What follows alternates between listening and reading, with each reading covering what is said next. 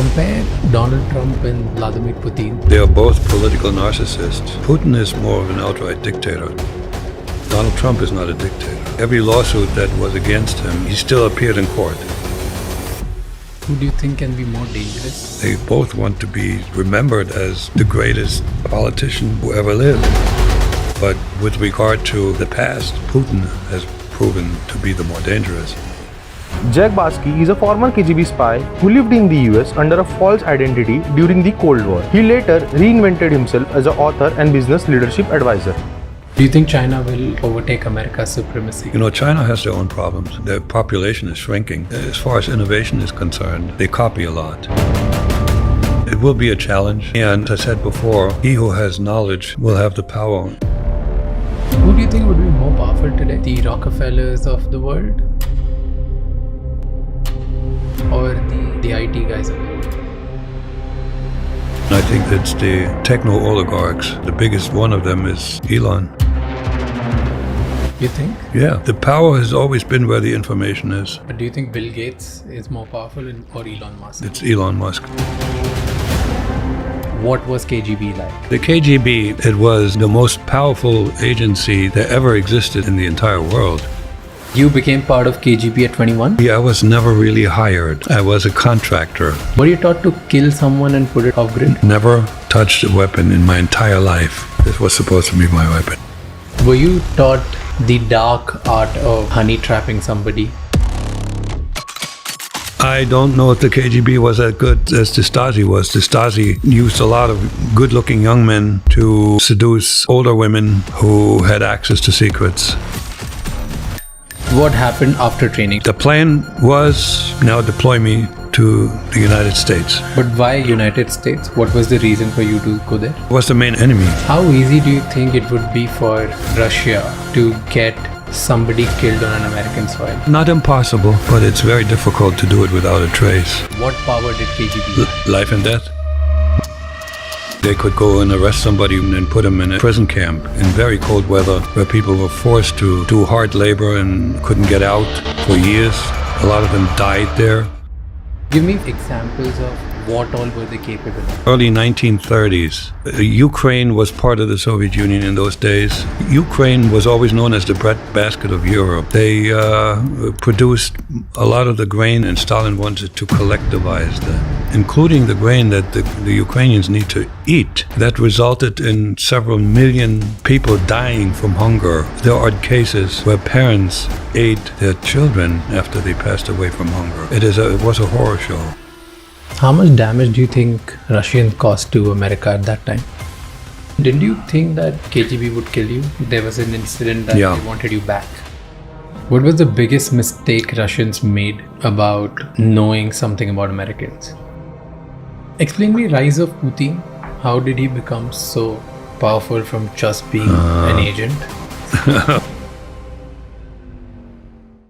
I just want you to enjoy this episode the way I did. And I just want to tell you that there are more episodes coming. So keep supporting us and hit the subscribe button right now.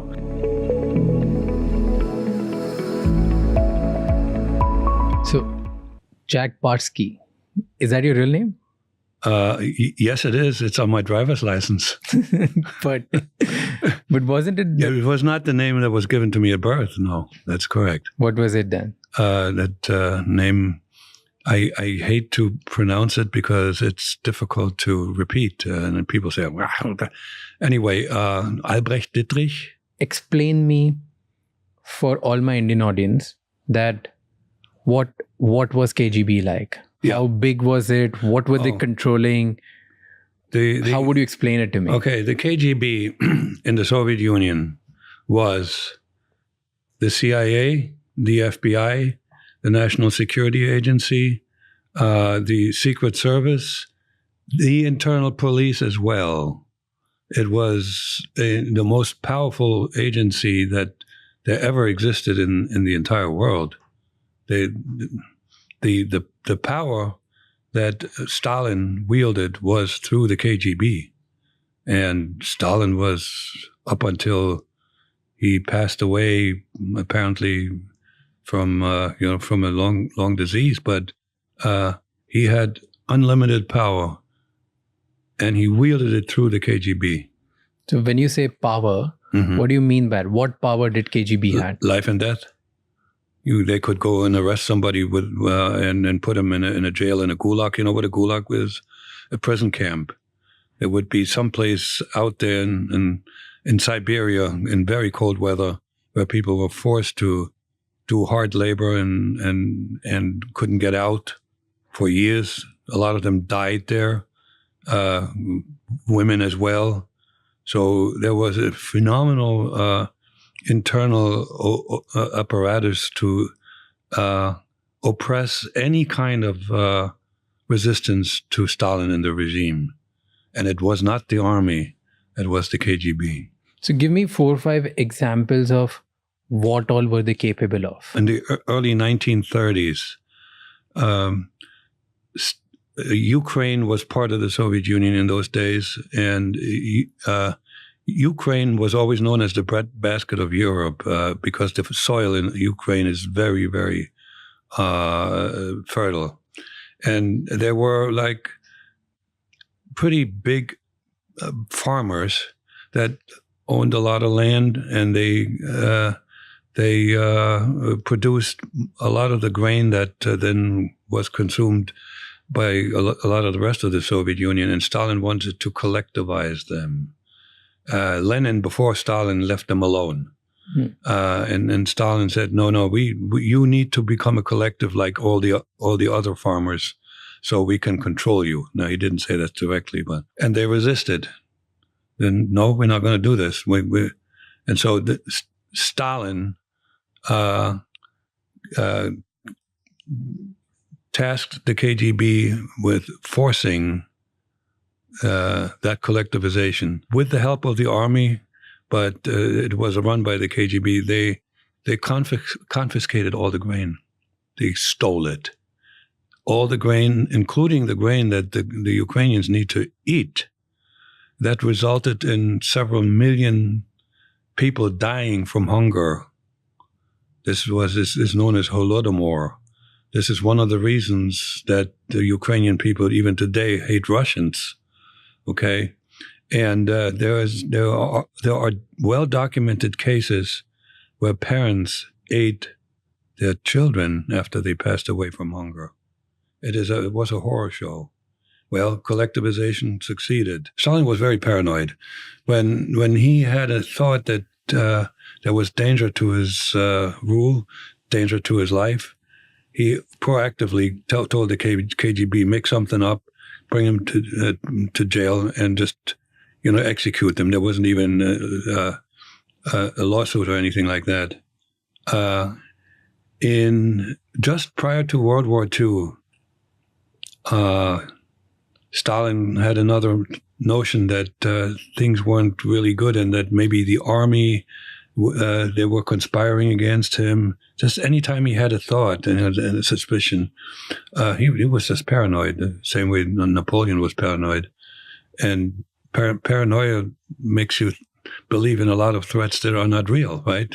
Yeah. So you don't miss the real ones. So what he then put in motion was called the Great Purge.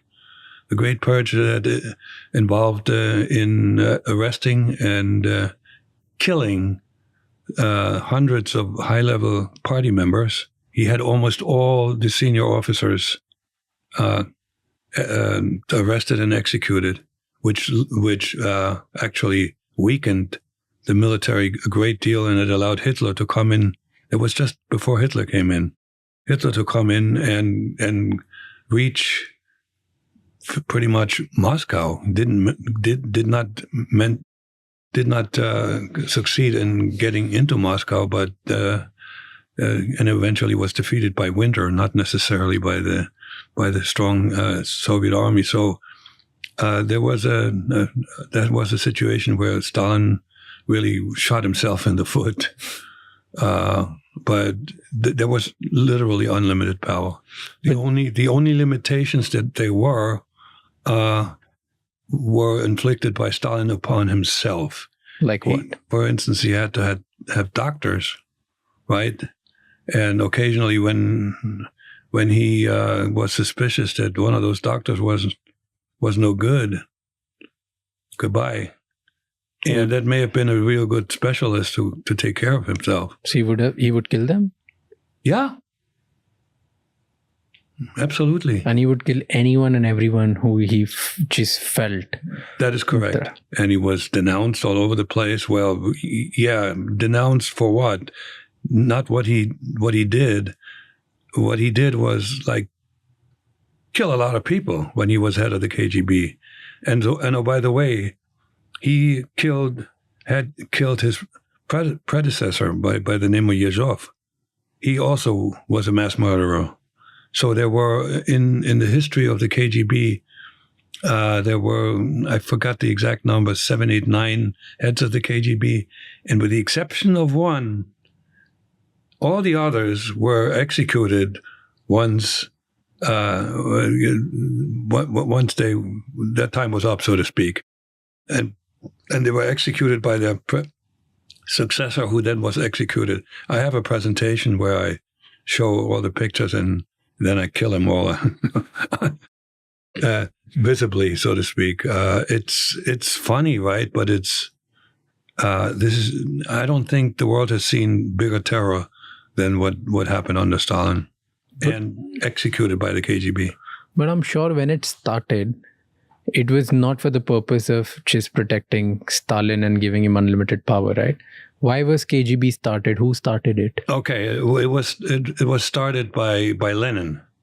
Okay, Lenin was the head of the Bolsheviks, the Communist Party that took power in 1918, I believe, in October.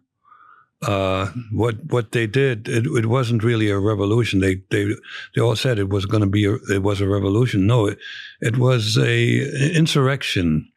It was a bunch of militarized people, extreme communists gathering and storming the building where they had at that time a parliament. It was called the Duma, and they arrested the parliament, and then they took over. The Russian state was very, very weak because Russia got beat up in World War I. And so the army was beat up. The state was ready for the taking. So Lenin took over. Now, once you take over by violent means, how do you remain in power? Because there were other forces that were against him. Well, you use violence. So he got in touch with a fellow that was a Polish man, a Polish nobleman who was also a radical Marxist communist. Said, "Oh, and you need to form an organization. We call it the Cheka, and then that organization will be in charge of what we call the Red Terror." Okay, and that was officially, they called that the Red Terror. Yeah, the Red Terror. And the Red Terror was really officially meant to defeat the enemies of the revolution. Okay? And so what that meant really, it wasn't going arresting somebody, it's going kill people. You know, when somebody pointed at a neighbor and said, "This guy is, he's anti-Bolshevik," they would just go and kill him, and then the guy who denounced him would go to his apartment and steal everything that was in there. So it was individual terror. It was brutal. It was ruthless. It was lawless, and it started out hanging a bunch of peasants by the trees. And Lenin was the one who initiated all of this. He was. When you now listen to historians who studied both Lenin and Stalin, he was actually even more evil than Stalin inside, but he didn't have a strong instrument. The Cheka then became the NKVD, that was the German pronunciation, NKVD, and had a number of main changes until it became the Yeah, right. KGB. So And that's the history of the KGB. And then you became part of KGB at 21? When people say part of the KGB, I was never really hired. Okay. I was a contractor. You could not become a member of the KGB unless you were a citizen of the Soviet Union. I didn't know any of that. But how were you contacted? Why were you contacted? Okay, why? Okay. And when? So I was in my third year at university. So that means I was 21 when I was first contacted. And it was an informal contact by somebody who spoke German, who came to visit me in my dorm. And he lied to me. No surprise. he wanted to talk with me about what my plans were after I graduated from college. Now, I was already known as a super smart student. I was the best of an elite group. I had also, just prior to that visit, I had received a national scholarship that was limited to 100 holders in the entire country. So you were one of them. Yes, and you had to be really smart, nothing but A's, and you had to be active in the communist youth movement. You had to be a party member. You had to be known to be a follower of Karl Marx and Lenin and Khrushchev in those days. So I was all of that. So that and the KGB, most likely they were fishing in the files of top universities, like the CIA recruits at universities too, right? So, and they looked at the person who looked at my records and, whoa, we need to talk to that guy. I mean, it's a no-brainer. I fit. Now, I had the foundation. They were looking for smart. They were looking for communist. And I also was in the starting lineup of the basketball team. That didn't hurt either. Okay, so they were looking for an all-around, really very talented individual. Okay, so this fellow just came into the dorm room and he pretended to be from a local optics firm, and that was the dumbest lie that I've ever heard spoken by somebody on behalf of the KGB, because he wanted to know what my plans were. Why? I got a master's degree in chemistry. After you were done with that study, you may, if you were near the top of the student body, you could get your doctorate. You could stay, and then maybe have a career in the university, maybe. And that would have been my plan. But everybody else was assigned. You go there and you go there. There was no companies recruited ever. And this guy wanted to know what my plans are. Like, didn't he know how his country functions? It was a German, right? I played along with him until he used a technique that interrogators actually worldwide use. So they make small talk, they talk about anything and everything and get you relaxed. And then radically, they change the topic. So you don't have a chance to respond unless you have a really, really respond and come up with a lie. What comes back as an answer is what's at the top of your stack. So, and he actually made the switch to saying the following. He said, I have to be honest, I'm not from that company. I'm from the government. Can you imagine one day to work for the government? Well, I was fast enough to give him an answer that he liked, but it didn't commit me at all. I said, yeah, but not as a chemist. He was a volunteer for the KGB. They worked with a bunch of Germans in Germany as well. So he said, "Oh, that sounds interesting. Why don't we have lunch together?" And in Germany, lunch is the big meal. So he invited me to the top restaurant. I still remember what I had. Mm-hmm. It was a very expensive meal. I picked the most expensive stuff on the menu.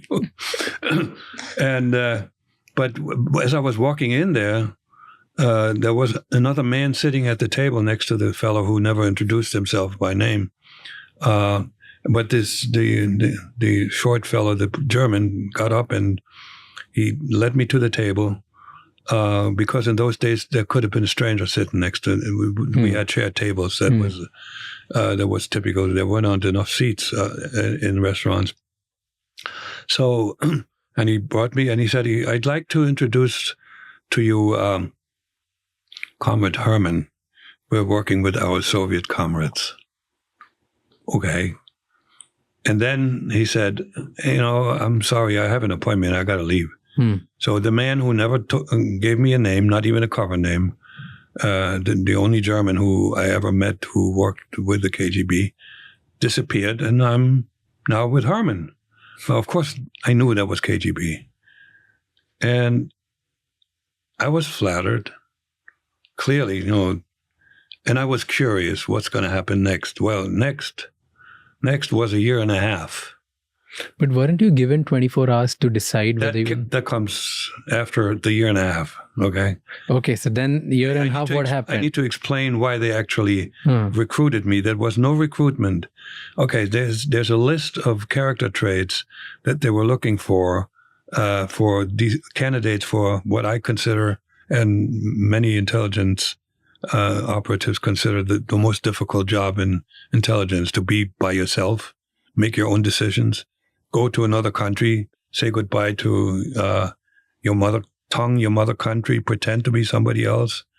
That you had to have some character traits, not just smarts and not just being a good communist, because I have examples of people who actually failed that test of I tell you some of the other traits. Courage, obviously. You can't be fearful in that situation. No problem with changing, moving, leaving your parents, leaving your family, leaving your country, no problem. No problem making up stories right on the spot, lies. And there were about 10 of them. How did I find out about those? Because when the Soviet Union fell apart and the KGB was dissolved, there were some leaders of the KGB that gave interviews, and they disclosed to the press what they were looking for. And they found it in me, because after 18 months, I think Herman just wrote reports to the headquarters of the KGB in Berlin. And but what did they do in 18 months? I met an agent in Berlin. His name was Boris. I remember that name. And he gave me a little training. I said, "Why am I here? This is nothing special." But what training?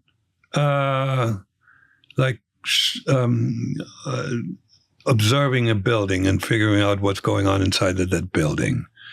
Some surveillance detection. Like meetings, like very basic stuff. This was no tradecraft, no technology. Okay. But he also gave me Western literature to read. And we talked a lot, what it would be like. But it was like, why am I here?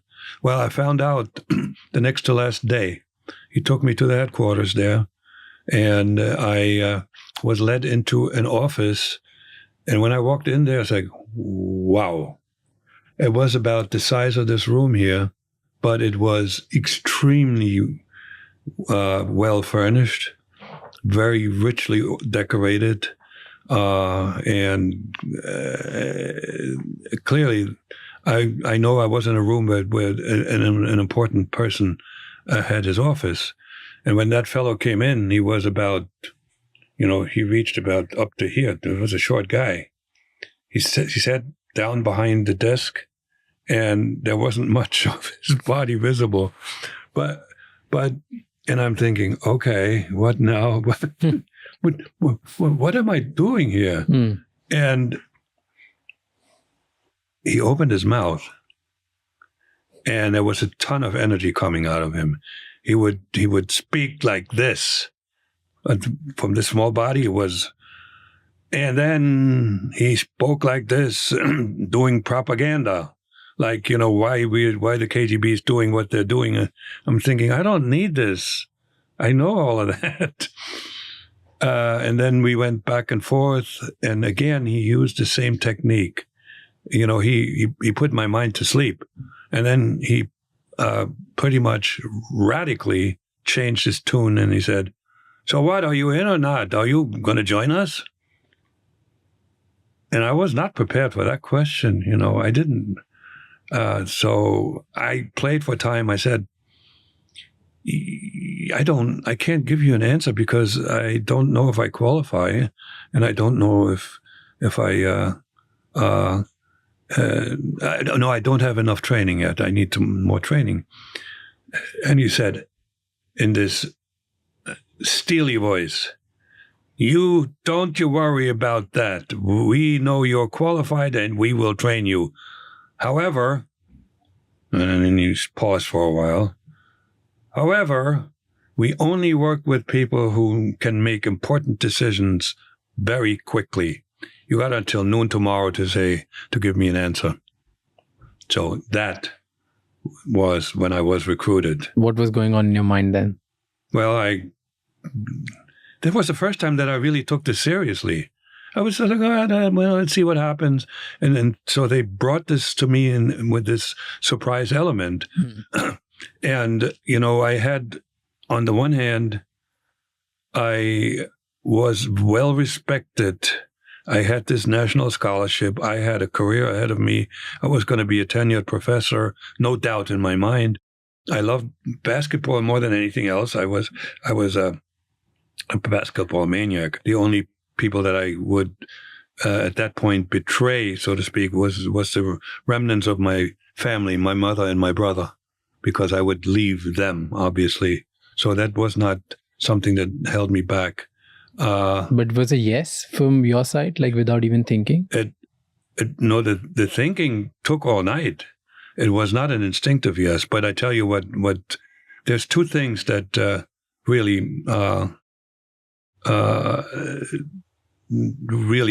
made the difference. First of all, my ego. I knew I was recruited by the most powerful intelligence agency on the planet. That's like, whoa, look at me, right? Like, you were 23 years old, right? I was very impressed with myself, number one. Number two, Germans like to travel, and we were not allowed to travel to Western countries. So the travel and the good life, because I knew on the other side of the wall, the standard of living was much higher. So I would go over there. I was meant to go initially to West Germany, go over there and help the revolution to take over in the entire world, and in the process live like a king. So you put this all together, it beat basketball and it beat a professorship in East Germany. But did you really believe in KGB ideology, or was it just absolutely ego? I did. Oh, so you did believe in the ideology. What we didn't know, what I told you about all the atrocities that they committed. That you didn't know. That did not even leak out. So you just believed that they were on a revolution and protecting their people? Absolutely, 100%. What made you a communist? What made you believe in this communism? Oh, brainwashing. Who brainwashed you? The institution is starting with kindergarten, actually. And it was age appropriate. They would teach us about the Nazis in West Germany, and we would have cartoons and stuff like that. And we would have cartoons of American presidents. And it went on then to elementary school, middle school. When we then studied history, And as part of history, of course, the Soviet Union was the greatest power that ever existed because they defeated Adolf Hitler, right? Never any mention made that Americans and British had something to do with this as well. And the brainwashing also went on into college, where everybody had to take a course called scientific Marxism-Leninism. So we were, and there was no other opinion available. We were taught by really smart people who had an interest in telling lies, or maybe believed the lies. It doesn't matter, that Marxist philosophy was a science just like physics, because Marx had discovered the laws that dictate how humanity, the human civilization, would evolve. And at the end, there was a communist paradise. So I was aligned with the natural law, and never mind the scientific Marxism-Leninism. When you see visible proof of how the Nazis killed masses of people, how it was done like in an assembly line. You come in, you go there, you go in there, you turn on the gas, boom. And there were pictures of piles of corpses. And the most gruesome exhibits, there were two of them. A shrunken head, the head of a person who was a real person, about this size in a glass case.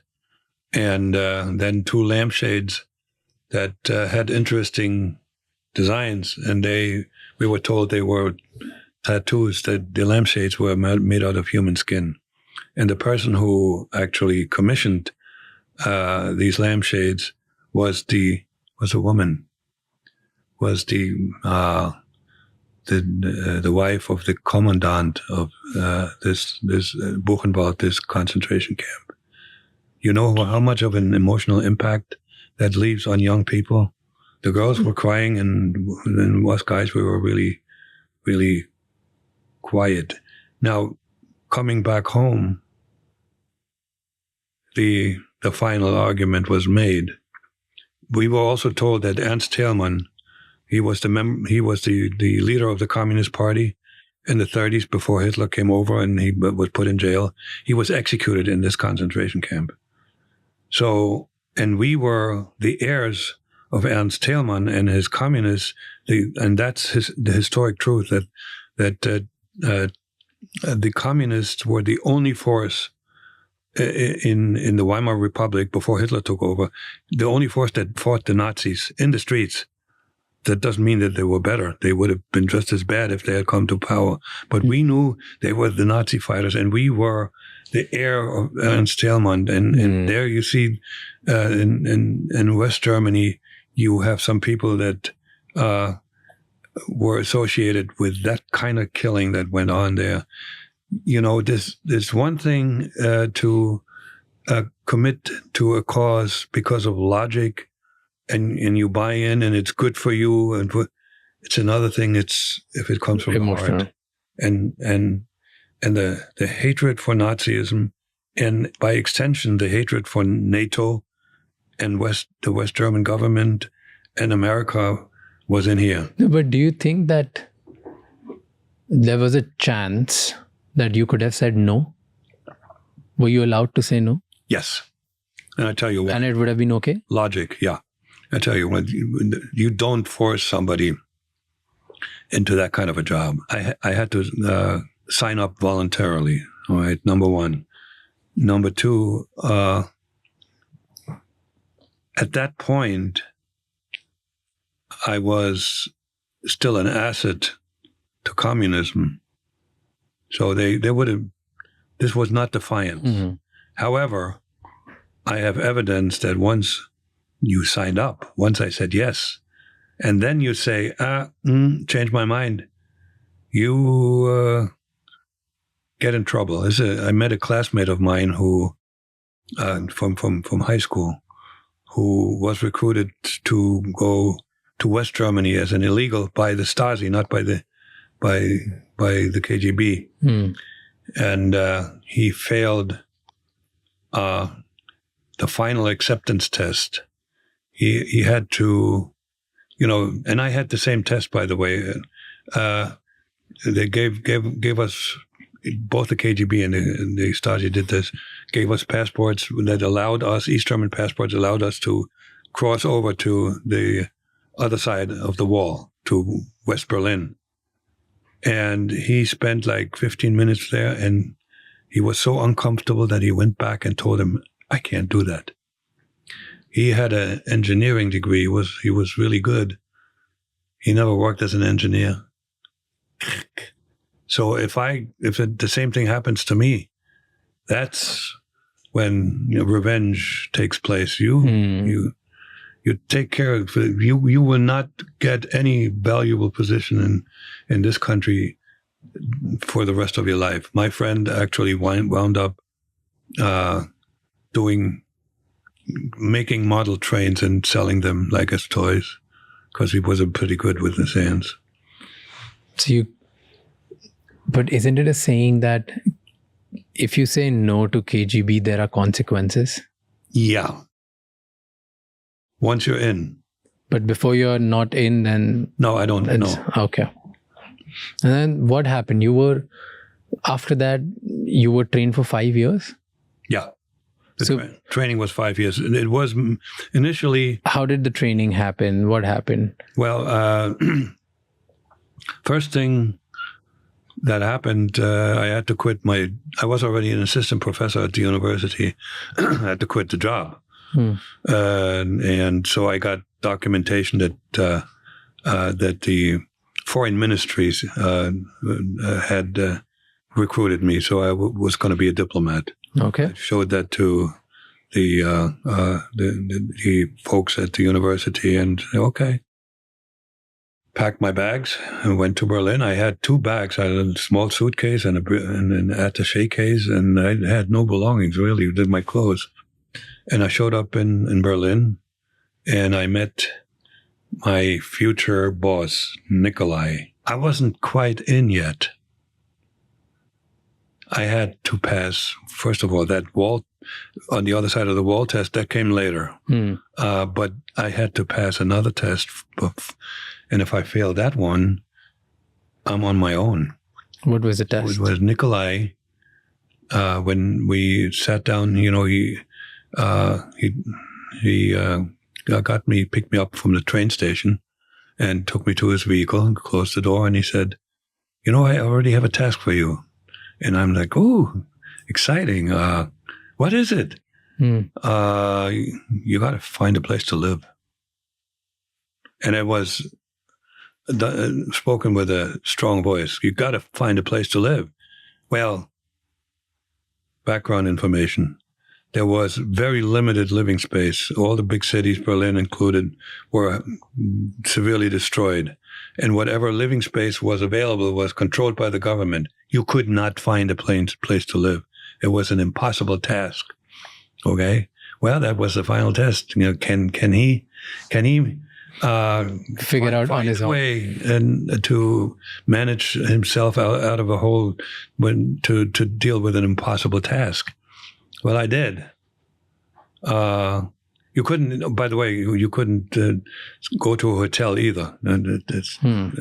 Everything That's was not an option. Severely controlled by the government, strongly controlled. So I had a brainstorm and says, I didn't say a word. I didn't make a facial expression. I think that Nikolai was impressed by that. And I went as far away from the downtown Berlin that you can take a train, so you could go in and out of Berlin. And I knocked on a bunch of doors and asked people, do you have a room? And after about 10 knocks, one fella said, oh yeah, I know this lady. She has been renting one of the garages or whatever she has there. So I went there. And the garage was an outbuilding. It was a concrete bunker that was smaller than the section that we have here. It had one bed and a table as furniture, not even a chair. that was going. This what was going to be my living quarters for forever long. I didn't know how long. I just it had a wood burning stove, so when it was cold, at least I wasn't freezing. It gets really cold in the wintertime in Germany, and running cold water, but the toilet was on the yard, and there was no running hot water. And so next time I met Nikolai, he said, "So what about, have you found something to live?" I said, "Yeah." I didn't say a word. I didn't tell him what it was, because I had learned not to answer questions that weren't asked. There was a lot of and I had also learned not to ask questions that could make my boss uncomfortable. So interestingly enough, I was a contrarian, and I never wanted to be told what to do. And but when it came to the KGB, I was like this. I was instinctively I was a good boy and a good player. So I just told him, yeah, well, and so what I did, I slept in that bed, but as soon as I woke up in the morning, I went, to Berlin and spent my rest of the day there. Rest of the day in libraries and studied there and so forth. And after about 7-8 months, I meet Nikolai again. And apparently he decided at that point that I passed the test because he handed me a set of keys. What were the keys? To an apartment. And that apartment was available when I first met him, I guarantee you. So he just wanted to test you. That is, and this is in hindsight. I realized that this was another test. It makes sense. They did not treat us nicely. It's like boot camp for special forces. It's torture. Yeah. And this was mental torture. Okay, the physical torture wasn't necessary for me. It was just see what you got up there. And once I passed that test, there's the keys, and then he gave me 1,000 marks to buy furniture. At that point, I know now I was in. I was finally in. And he probably very proudly reported this back to Moscow. We got one. We got one for you. But how did they test your loyalty? I was brutally honest. I would admit to my parents, I would admit to teachers, and I would admit to Herman, who initially analyzed me, when I made a mistake that nobody else knew about. Okay? So I was, and I still have this reputation, and my friend over there may agree or not agree with me. I have a reputation of being 100% authentic. That's just the way I behave. I don't know. I give the aura of just always being honest, because I sometimes say some pretty critical things. But wasn't it bad for you and for your job because you were going to be a spy? Yeah. So then honesty would have been the worst trait that you would have. Not testing me and just trusting me, isn't that pretty dumb? It's not. I tell you what. The paradox in intelligence is that trust is an absolute foundation for any intelligence agency, and yet we don't trust one another. But here's the thing. If they don't trust me, they won't send me, because they were sending me to be on my own, and they wouldn't supervise me whatsoever, So they had to trust me. So they took a risk, okay? And if I don't trust them, I don't even say, yes to the offer. So number one. And with regard to the dichotomy of being honest or being a liar, agents,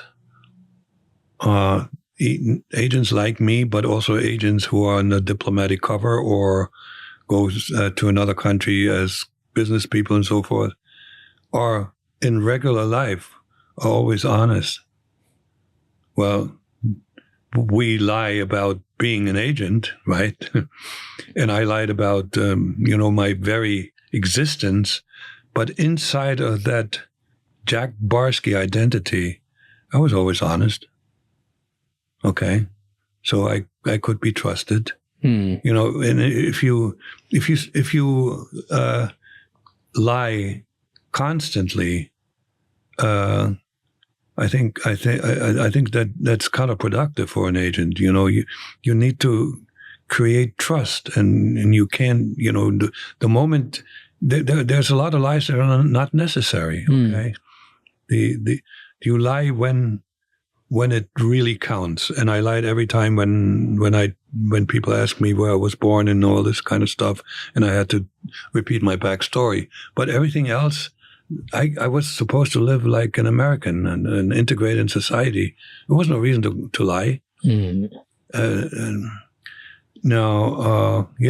So that's the short answer. And then you were part of the program called the Illegals. Yes. What is illegals? Well, there are fundamentally three types of agents. The vast majority of intelligence agents that go to another country operate under diplomatic cover. Doesn't matter which intelligence service it is. And they are obviously suspected by counterintelligence, and so they're followed. They're under observation, and they have a hard time, really doing a lot of good work.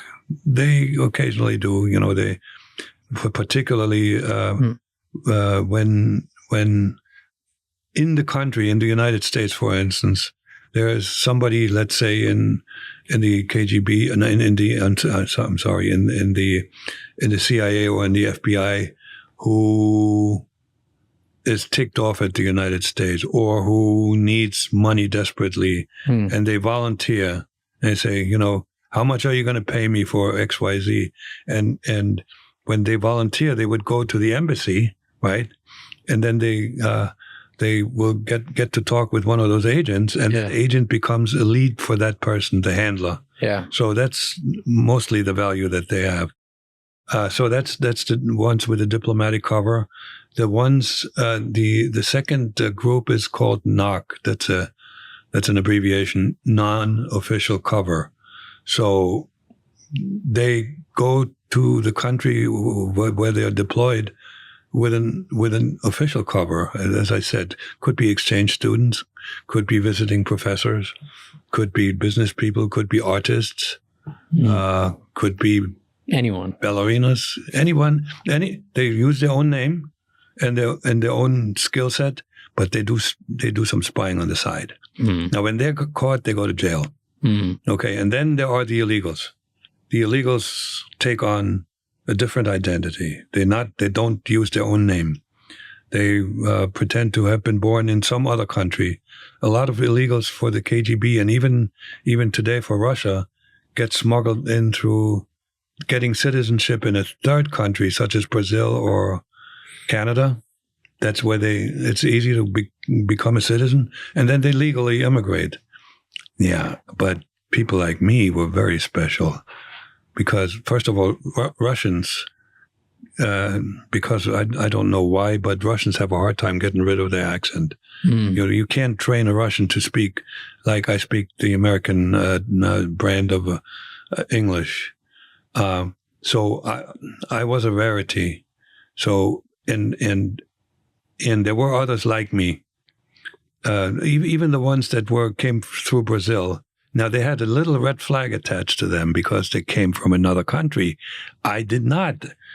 I operated with a birth certificate that said Jack Barsky. So you know what the Manchurian Candidate is? That is somebody who, there was a movie about this, I believe. And the Manchurian Candidate is a foreign intelligence agent that becomes president of a particular country, right? I could have run for Congress. I would have passed every background check, and I did. I passed a lot of background checks with companies that had high security requirements. I had all valid documentation, no forgery involved, nothing. The birth certificate that I used when I came to the U.S. was authentic. It was acquired legally. How? I don't know. They just gave it to me. The illegals are on their own. Yeah. They don't have any cover. They're not diplomats. Right. And they're trained for 5 years, 6 years? No, I was an exception. Okay. How long are they trained? My base training was 2 years. Okay. I was supposed to be sent to West Germany. Okay. And it turned out that I have this language talent. And that triggered 2 years of training in Moscow. Because in Berlin, they didn't have a trusted individual that could teach me American English. Okay. So you were sent to Moscow to learn American English. That is correct. And it was altogether maybe 2.5 years. And then... For 2.5 years, you learned English? Oh, no. I started learning English a part of the base training in Berlin was for me to learn another language. They told me everybody has to learn another language. And they asked me to pick. And I picked English because it was really easy for me in high school and in college. And I studied for the 2 years in Berlin. I studied English like a maniac. I'm a perfectionist, and when I put something, when I take on something, I want to be the best. I learned 200 new words every day, and I counted this. And that was in emulation of Vladimir Lenin when he was in exile. He learned German the same way, 200 words every day. And what were you getting trained for? What was the main purpose for building you into something and spending so much money on you and training? The training on surveillance detection, dead drop operations, which is where you hand over objects to another person without being there. Like you put something like money or a passport in a cup and cover it up and throw it someplace in a park, and Morse code was very intense. So you would call this dead drop, right? No. Putting it a passport and then putting it somewhere that somebody else could pick it up. They used like crushed oil cans. I actually made rocks out of plaster of Paris. So what do you call this trick? I think CIA calls it dead drops, right? Yeah, they call it dead drops. That's correct. So that was one trick. That was tradecraft. Yeah, tradecraft. Then you were also Morse taught code and also decryption and encryption, secret writing. What was secret writing? Secret writing is when you take let's assume that the paper that you have lying in front of you is a letter that you just wrote, open letter. And then you take special contact paper and you put it on top and you write something on the contact paper, and it leaves a trace of a chemical on the open text, and that can be developed. So when you look at the letter, there's nothing to see. And if you don't know what you're looking for, you won't find it. This is only just a trace of a chemical. I've seen the developed end product. It looked barely readable because the reason was just a little touch with this. I had to be really careful not to touch the paper with a hand. There was a lot of training. I also got trained in photography and developed my own pictures and microdots. You know what a microdot is? No. So let's say you have a sheet of paper, and you want that information to go someplace. You take a picture of it, and then you use a microscope in reverse. So you shrink, instead of making it bigger, you shrink it really, really small. So it's like the size of tip of a needle. And it becomes a piece of paper that has all that information on it, and you can place it under a postage stamp and mail it someplace, and there they take a microscope and read it. So what do you call this trick? That was just making microdots. There was a couple of times when I had too much information, so I couldn't put it all in a letter. Okay, so I wrote it down on paper and photographed and the paper, and then handed the undeveloped cartridge over in a dead drop. So okay, that was one way for me to communicate, and the other one was through only through letters and secret writing. There was no valuable information on the outside of that letter. That letter was supposed to be just as innocent as possible. Not even like I was told, be very careful. Don't put the postage stamp as an angle or something like that. No, nothing like that. Had to be clean. And that method that you're talking about, I'm not aware of it. And what else were you taught? You were taught microdots, dead drops, communication, cryptography, and were you taught to kill someone and put it off grid? No. There was not even a thought. There was also some thought of teaching me some aggressive driving, but no weapon training.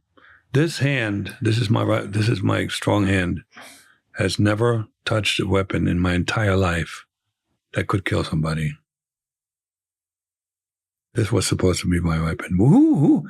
That clearly they had in their ranks killers, but they kept them separate from the rest of the agents, because that's a different personality that's required. Okay. And there's people who just don't have a problem shooting something that's alive. I would have had a problem with it. I would not have signed up if they told me that I need to shoot to kill somebody. No, the only living beings that I have killed in my entire life are insects. Were you taught Morse code? Yeah. What was it? It took a while. It's. First, I only learned the digits, no alphabet, no A, B, C, D, E, because everything that I received was encrypted, and you don't encrypt with letters. This is mathematical stuff. You change you write down a text, and then you change the letters to numbers, and then you do some mathematics on the numbers. And at the other end, they do the mathematics in reverse, and then they do the numbers to letters in reverse. That's how it worked. And there's that's one method. When you develop your algorithm manually, and this is how I did it most of the time. But there's also a method that is used internationally everywhere. It's called a one-time pad, where the numbers to decrypt are on a little pad, notepad. You don't see them. You need to develop it with some chemical, and then they come to, and then you see them, and then you can copy these letters on a piece of paper and then do the math to decrypt or encrypt. That one-time pad, last I heard, if it's used only once, that's why they call it one-time pad, it is still cannot be decrypted, not even by artificial intelligence. If you use a particular pad multiple times, or a particular code, manually developed code, evolved code, then AI will eventually break it, more faster than prior to AI. And were you taught the dark art of honey trapping somebody? I wish. Because I heard there was, I'm going to read it because I don't want to get it wrong and I don't want to get words wrong. So I'm going to use a lot of references. Then I was reading that KGB used one of these tradecraft for honey trapping, and they were called swallows and ravens. Were you aware of it? No.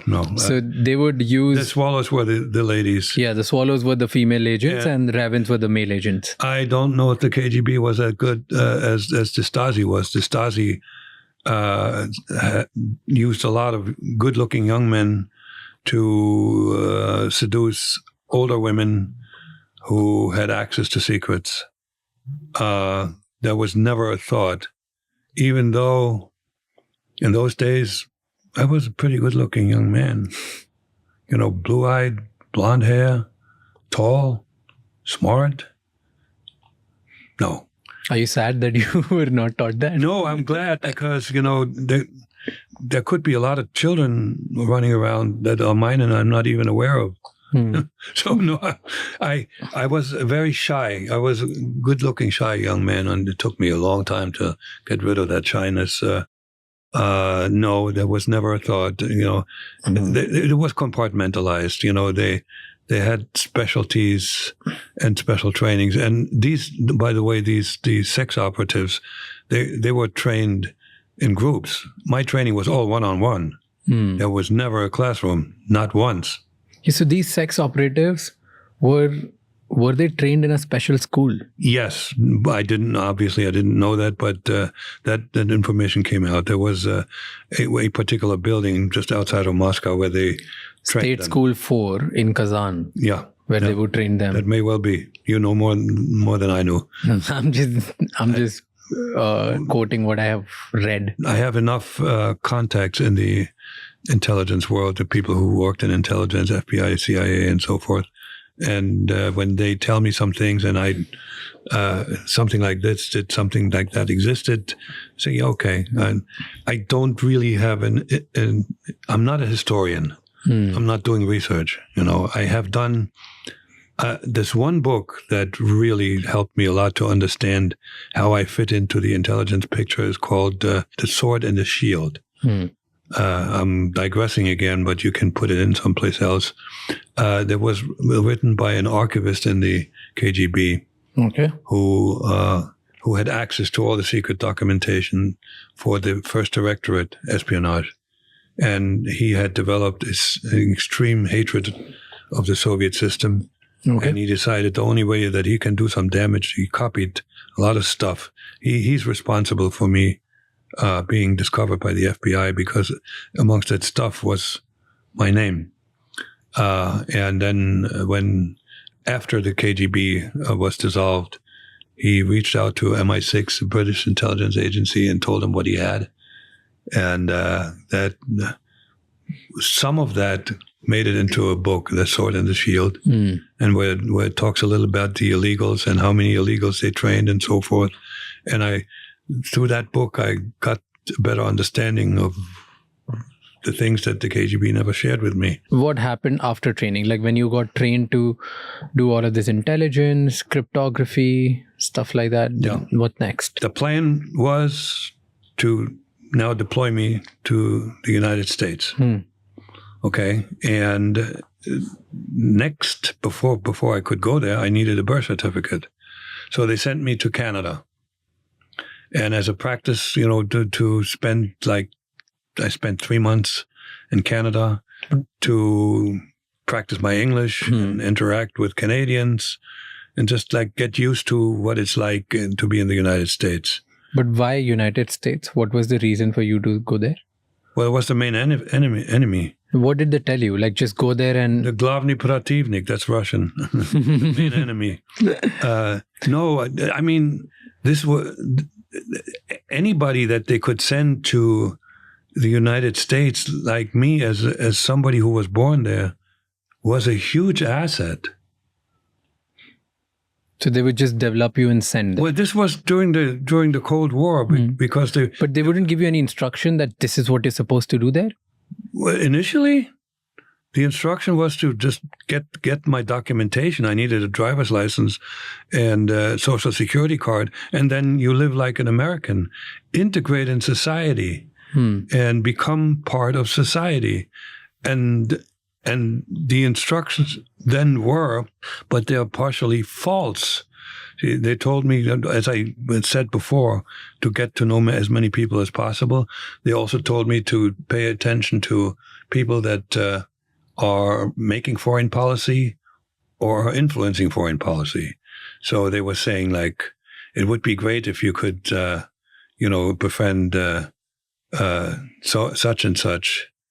Now I forgot his name. National Security Advisor. And that was dreaming anyway.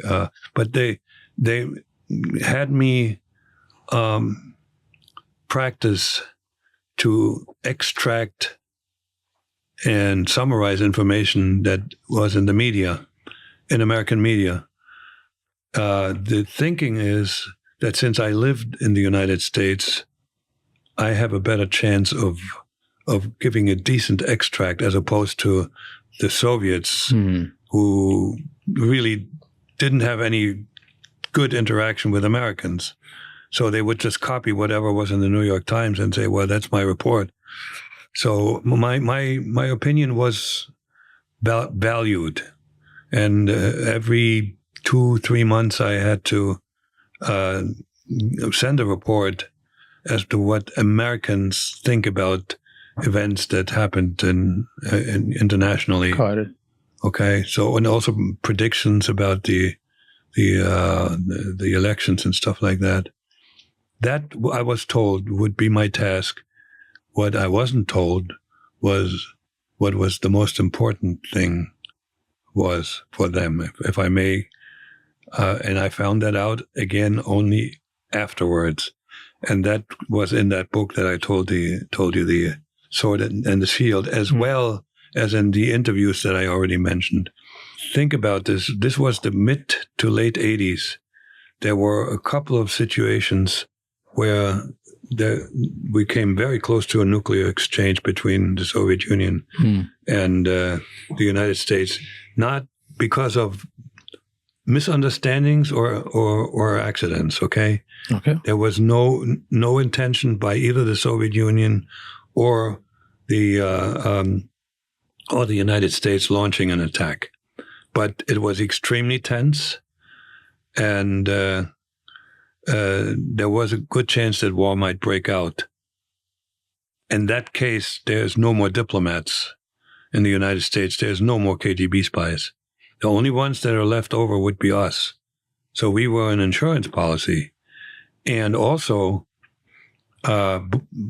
before, I mean, in the 80s, there was also this war that the CIA and the KGB were conducting. You know, if the United States found out some diplomats that did some things, the Russian diplomats that did some things that had nothing to do with the diplomacy, kicked out of the country, and sometimes teams were kicked out of the country, and then there was retaliation, and the Soviets, just like for the heck of it, sent American diplomats, and that means the number of spies in both countries was reduced. And the head of the KGB at the time, he was the head of the KGB at one time. He was the president of the Soviet Union, Andropov, was convinced that diplomatic relations would be completely severed. So there are no more spies in the United States. And except there were two very, very important, the most successful agents for the Soviet Union in the United States during the Cold War were American-born. Aldrich Ames, who was a mole in the CIA, and Robert Hansen, who was a mole in the FBI. They did a lot of damage to the United States, and they were more successful than the rest of us KGB spies. But who did they interact with? The diplomats. If there are no more diplomats, the only ones left were us. And we were never told. I was never told, and a friend of mine who I met who also was an illegal, a German illegal in the United States, we were never told that this would have been one of our tasks but the ideas about weapons, that I knew where to find weapons and explosives, none of that was ever mentioned. Who knows? I wasn't trained, okay, but I was trained to interact with Morse. I was very good at that. So yeah, and this is again, it's a bizarre situation that I did a job for many, many years not knowing what I was supposed to do anyway. And I gotta brag about it. I did this job so well that I got in 1988, 2 years before I retired from the KGB. This is the second decoration of the Soviet Union. Can I see it? That was the Order of the Red Banner that was given out by the government, not by the KGB. And to tell you how much value that is, this was given to some members of the Rosenberg spy ring, the most successful espionage operation in the United States by the KGB, and that was the theft of the atomic secret. They gave it to me, so I must have done a pretty damn good job. When you entered USA, and you were given these tasks to get close to foreign policy makers, national security advisors, to the president, all of this was your major task. Yeah. Just to go there, live there, understand, observe, and give that information to Moscow. Okay. Right? Now, you were also given a 6-page legend, which was your background story, which was a fake story, right? Yeah. So now, what about that story was something that you feared that would expose you? What were you scared about out of all that? It was really well constructed. First of all, my legalization in the U.S. was based on that birth certificate, right? And any trace that could have been left behind of the real Jack Barsky was not available. And in those days, the places where I don't know what they call this, where they keep records on United States citizens' birth and deaths, they didn't cross-reference. Jack Barsky passed away at the age of 11. The KGB was certain that nobody knew that. Nobody in the government knew that. And I was told that it was safe.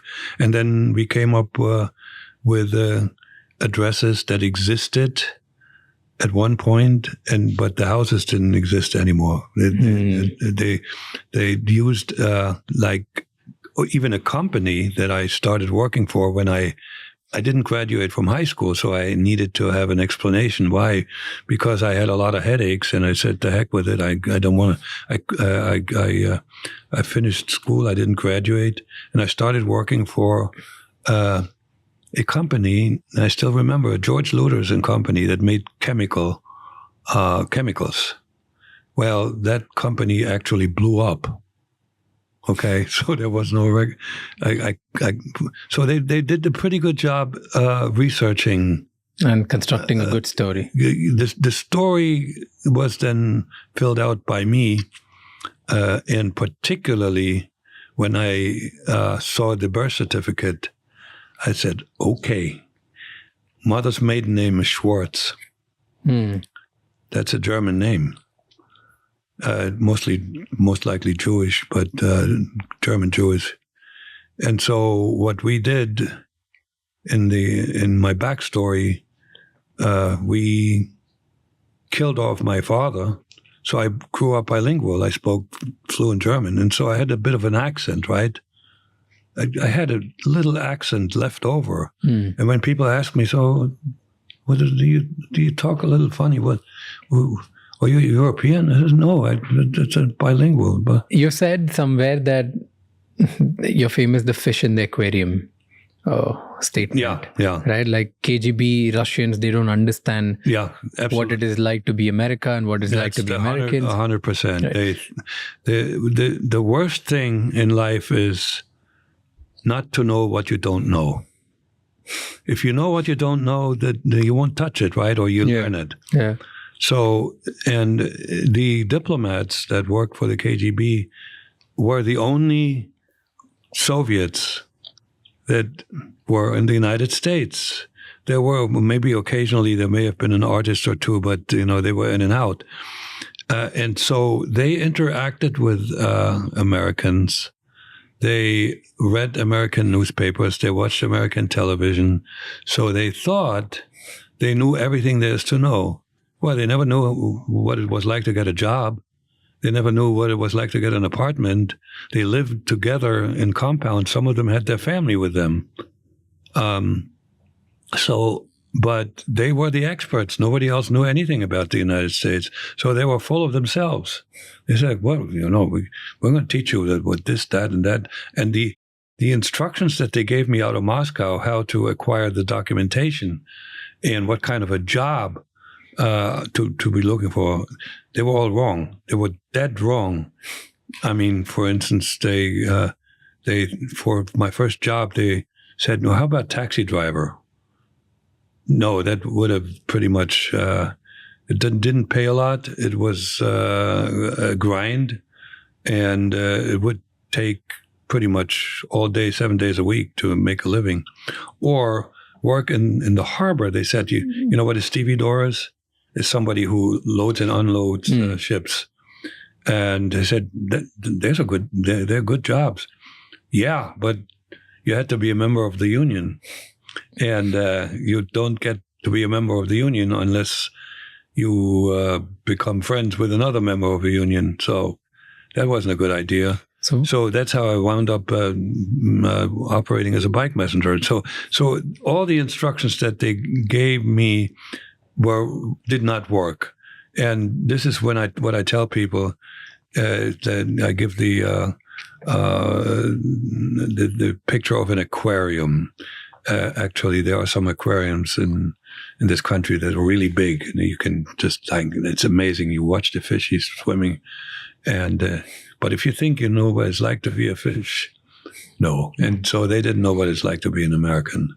And again, they didn't know what they didn't know that made them rather dangerous. What was the biggest mistake Russians made about knowing something about Americans? What did they didn't get? I think the biggest mistake was not understanding the individual freedoms that Americans cherish so much, because they didn't. Even if you live in another country as a diplomat, you're subject to the collective always. So there's a limit as to how much in charge you can be in your life. And how much damage do you think Russians caused to America at that time, with all the agents, with all the illegals, with the sort of officials and diplomats? Well, the biggest damage was the theft of the nuclear secret. That's for sure. Ultimately, I don't believe clearly the Soviets lost the Cold War. So much, no matter what damage they did, and I think the Soviets collected more secrets than the Americans collected from the United States. And both agencies, the FBI and the KGB, got most out of defectors, out of moles and defectors, not so much from their trained agents. And the same, by the way, in parentheses, happened between West Germany and East Germany. The East Germans won the war, an espionage war, big time, and they lost the Cold War. So, and then you ask yourself a question: why the heck even do the spying? So you feel, even though Russians caused a lot of spy damage, and installed like a lot of moles in American system, still it was of no use. They didn't install a lot of moles. You know, But they had like an FBI senior officers in FBI, senior officers in CIA. But they weren't installed. They volunteered. They went to the embassy and said, you know, I want to work with you. Why? Robert Hansen was because he felt he was underappreciated. He was pissed off. He was angry, even though he had a pretty high position. But somehow, you know, that's a typical narcissist who knows that they deserve better. Also a little bit of money, but he was not motivated by money. And Aldrich Ames was motivated by money. He had a beautiful Brazilian wife that had very, very good taste. And, you know, he needed to get her a nice house and nice cars. So he did it for money. Okay, and there's an acronym that tells you what motivates people to spy for a foreign intelligence service. It's called MICE, M-I-C-E. You ever heard of it? No. Money, ideology. C is for coercion, and E is for ego. There's one thing missing in that acronym, and believe it or not, it's called love. And I tell you, when you find, and I was looking for people like that, when you meet somebody who works, let's say, I'm KGB and I meet an FBI agent, and he tells me that his daughter is fatally ill and she can't get treatment in the United States, and he needs money to send her to another country where there may be a chance. That is the strongest motivator I can think of. But it doesn't fit into the MICE acronym. I just added that. I should copyright it. But then, the other question, why do you think Russians were not able to act on such information, even though they had the strongest spy network in the world, they had good moles, they were at a strong position. They were still not able to make use of it and do anything about it. No, but they didn't get to the super secret stuff. And then we're talking about the plans of the American, particularly the NATO military, the super secret plans. I don't think they got in. Like what? Well, what to do when nuclear war breaks out. The strategies and plan, they had no clue. They may have had some, but it changes all the time. And even Ames and Hansen, and there were a few other agents, they didn't collect enough. And here's the thing: the Soviet Union the government of the Soviet Union did not plan to attack NATO. They planned to undermine NATO and eventually somehow generate. That didn't work, by the way. Let me rephrase it. They were trying to stir as much trouble on the inside, and like the Russians have been doing as well by interfering in our elections, that kind of stuff. It's called active measures, but they were not suicidal. Okay. None of the Soviet government leaders were suicidal, and they knew that the nuclear exchange would kill them as well. Vladimir Putin is not suicidal. So, but there was always a chance of a war breaking out because of misunderstandings, and you had to be prepared. So I don't believe that these plans were never came into play. Even if the Soviets had access to them, they were not ready to attack. This was a nuclear stalemate. I need to tell you why all of that was important, because the plan A for them, and that was a very good plan. It failed because I made a mistake. But plan A was get everything that I just told you, the documentation, the job, an apartment, become a legitimate American, from all angles. What mistake did you make? Okay, the plan was to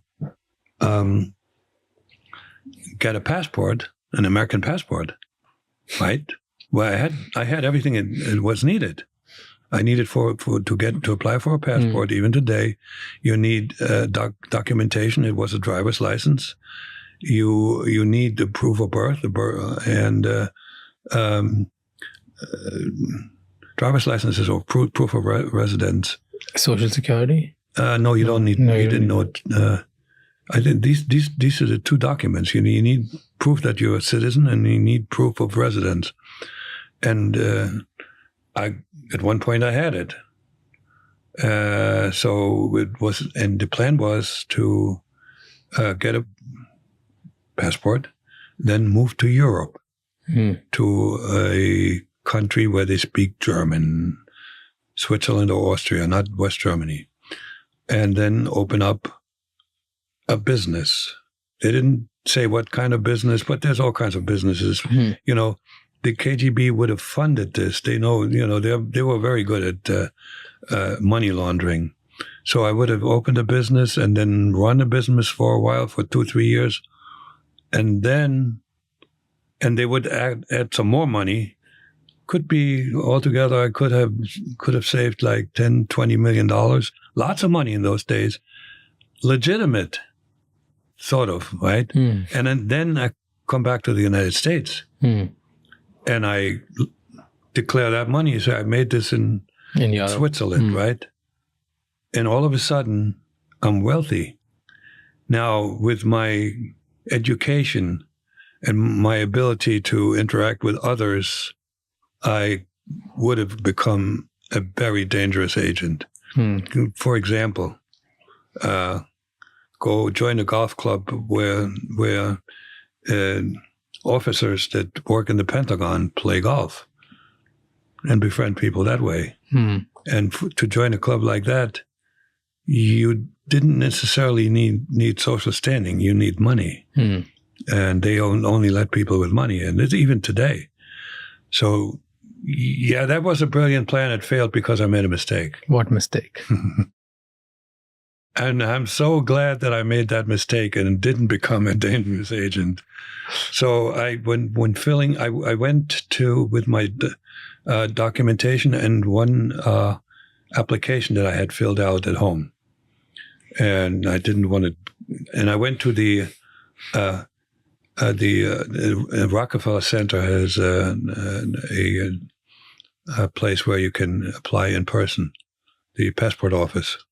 I went there because the KGB told me to do that. I could have done this by mail. And that was sort of their mistake, but it was exacerbated by my mistake and how I filled out the application. So, okay. So it asks in the application, what's your profession? And honestly and stupidly, I told the truth. I was a messenger. I didn't say bike messenger. And I should have actually said contractor, but then I'll tell you why. There were some other fields that says, where do you plan to travel to? What country you plan to travel to? And when do you think you want to go? They were not necessary. They were voluntary. So I left them blank. So now the guy behind the counter happened to be more of a senior guy because, he was an in-person kind of guy instead of the people in the back office. And he scanned this thing, and I'm now thinking what he's thinking. All right, so we got a messenger here who makes practically no money, minimum wage. He doesn't know where he wants to go, and he doesn't know when he wants to go there. And he said, I have some doubt about your identity. Oops. That was an interesting remark, but I was still optimistic. I'm an inveterate optimist. And he said, "Well, fill out this additional questionnaire to clear things up." And so I went to the back and looked at the questionnaire at a desk. First question that I read. At that point, I knew. I was in big trouble. It says, "Where did you go to high school?" I had a high school in my back office and my backstory, but no Jack Barsky ever attended. I would have, they would have found out, right? So Plan E was not possible anymore. But I also had to get out of that dilemma I was in, and this is where again the KGB validated my choice, because I made a really quick decision to get out of that mess. I walked over to the counter, mumbling a bunch of curse words, which I don't want to repeat here. One of them starts with an S. Who needs that, S, and blah, blah, blah, blah. And I don't want to do this, like, blah, blah, blah, blah, blah. Really loud. People were looking at me. And as I'm walking to the counter, the agent still had my application and my documents lying in front of him. I grabbed the stuff and walked out. I didn't run, I walked. Now, I got lucky. Either he didn't give a damn anymore because it was time for the end of the workday and he said, I want to go home, or he didn't remember my name. And he clearly didn't notify security. They should have stopped me. But they didn't. That's the invisible hand of God. That was the worst mistake I made, and it was the best mistake that helped you I've ever made, because that got me to being able to talk with somebody like you today and make fun of things that were rather serious. But what happened then after you became Mike Messenger for 2.5 years? After that, how did you go from there to your eventual plan of becoming friends with President's advisor? Yeah. How did that happen? For some reason, I forgot his name now. Zbigniew Brzezinski. He had dual function. He was in charge of the Institute for Foreign Policy at Columbia University, and he was also a national security advisor. And the KGB thought Columbia was a way for me to get closer to him, but not as a bike messenger. Okay, I had to have a reason to show up at Columbia. So when I couldn't get the passport, plan B was for me to get a college degree. I told the KGB, I can't go and befriend people like that. I'm busy. And they accepted that. So, and again, they accepted that because it was more important for me to exist there and integrate it as well as much as possible in American society. So then I had a job and I started a career. And then what information you were sending necessarily to Moscow? Well, again, the information that I sent, it was twofold.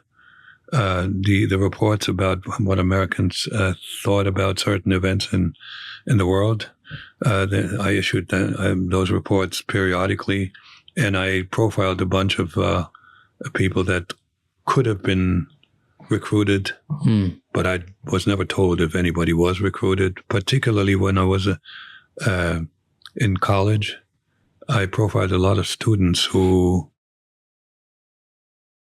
were likely to get a job in government and who had radical opinions of some kind, not necessarily communist, radically, but pro-Israel, for instance, like ideologically motivated. And that's all that, all the reports that I sent. I once offered a treasure trove of information, and they did not bite. And again, it tells me how inept some of these people were. And what information did you give? Okay, so I worked for a company that in a department that was processing group insurance. Group insurance, that means if you work for a company, you get health insurance. Okay, that's in the United States. It happens today as well. Most companies at least subsidize insurance, and we we had as customers companies that were part of the military-industrial complex, like a Boeing or weapons manufacturers. And I had access to all the health records of these people. You know how important that information is? You can find out whether somebody has a drug addiction and is in treatment. And that is there's a law in the United States that the medical information is to be kept secret. So you could use coercion to get to that person and get to that person to cooperate with you. Or one of those cases where the daughter was denied treatment in the United States. I offered this. I told them I had access to that information. They didn't react. Why? I don't know, because they were stupid. That did not occur to them. I mean, there were a lot of, I'm sorry to use that word, idiots in the KGB. There were also some really clever people, but overall, I sometimes call the KGB the Keystone Cops of intelligence, because they screwed up so many times. It has something to do with being in a large hierarchy where people that are incompetent can hide very well. And I've seen this in corporate America as well, and it also is the case in the various U.S. governments, state and federal. Large hierarchies allow very incompetent people to hide, and I met quite a few of those. The rules were for recruitment there's 3 people participate in recruiting and then running an agent. The first one is a spotter, the person that was me. I was supposed to find candidates.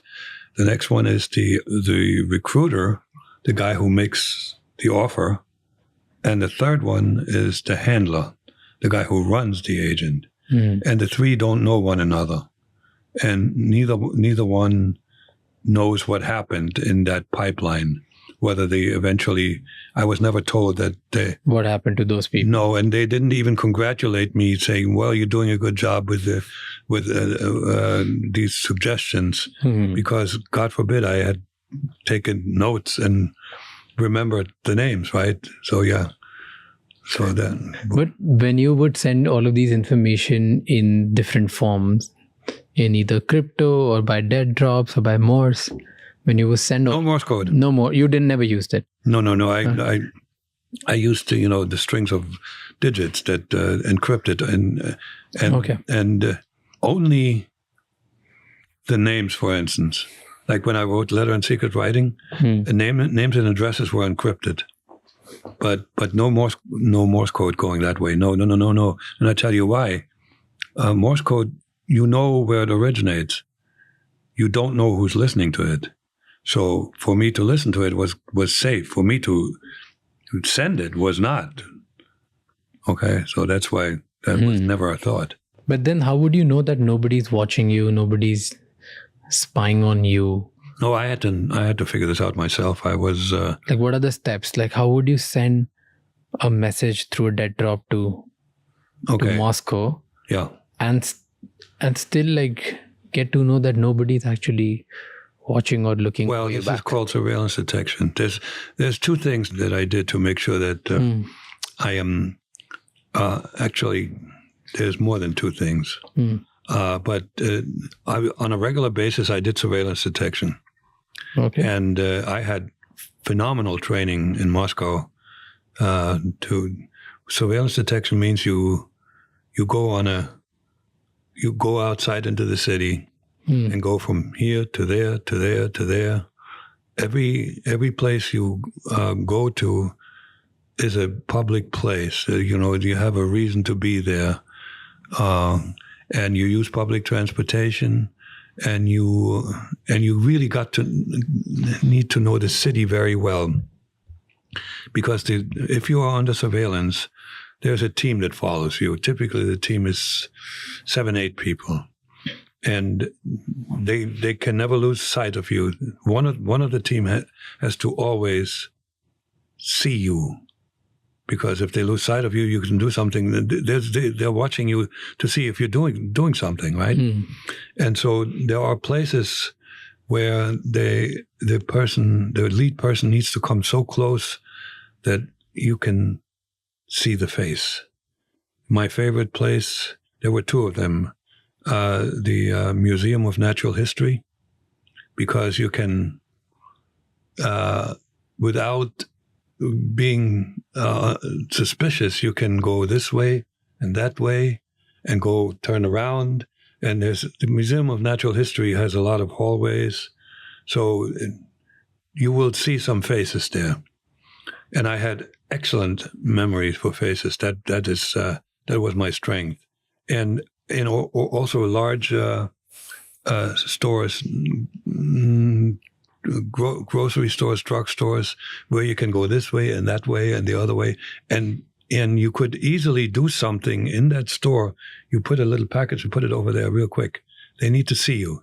So I got this training in Moscow, and I was told I was really, really good. So that helped me to know. And I also had one measure in my apartment where I was pretty sure that I would know whether somebody had gone through my apartment and searched it. And this is not, people always think about the hair over the, the door.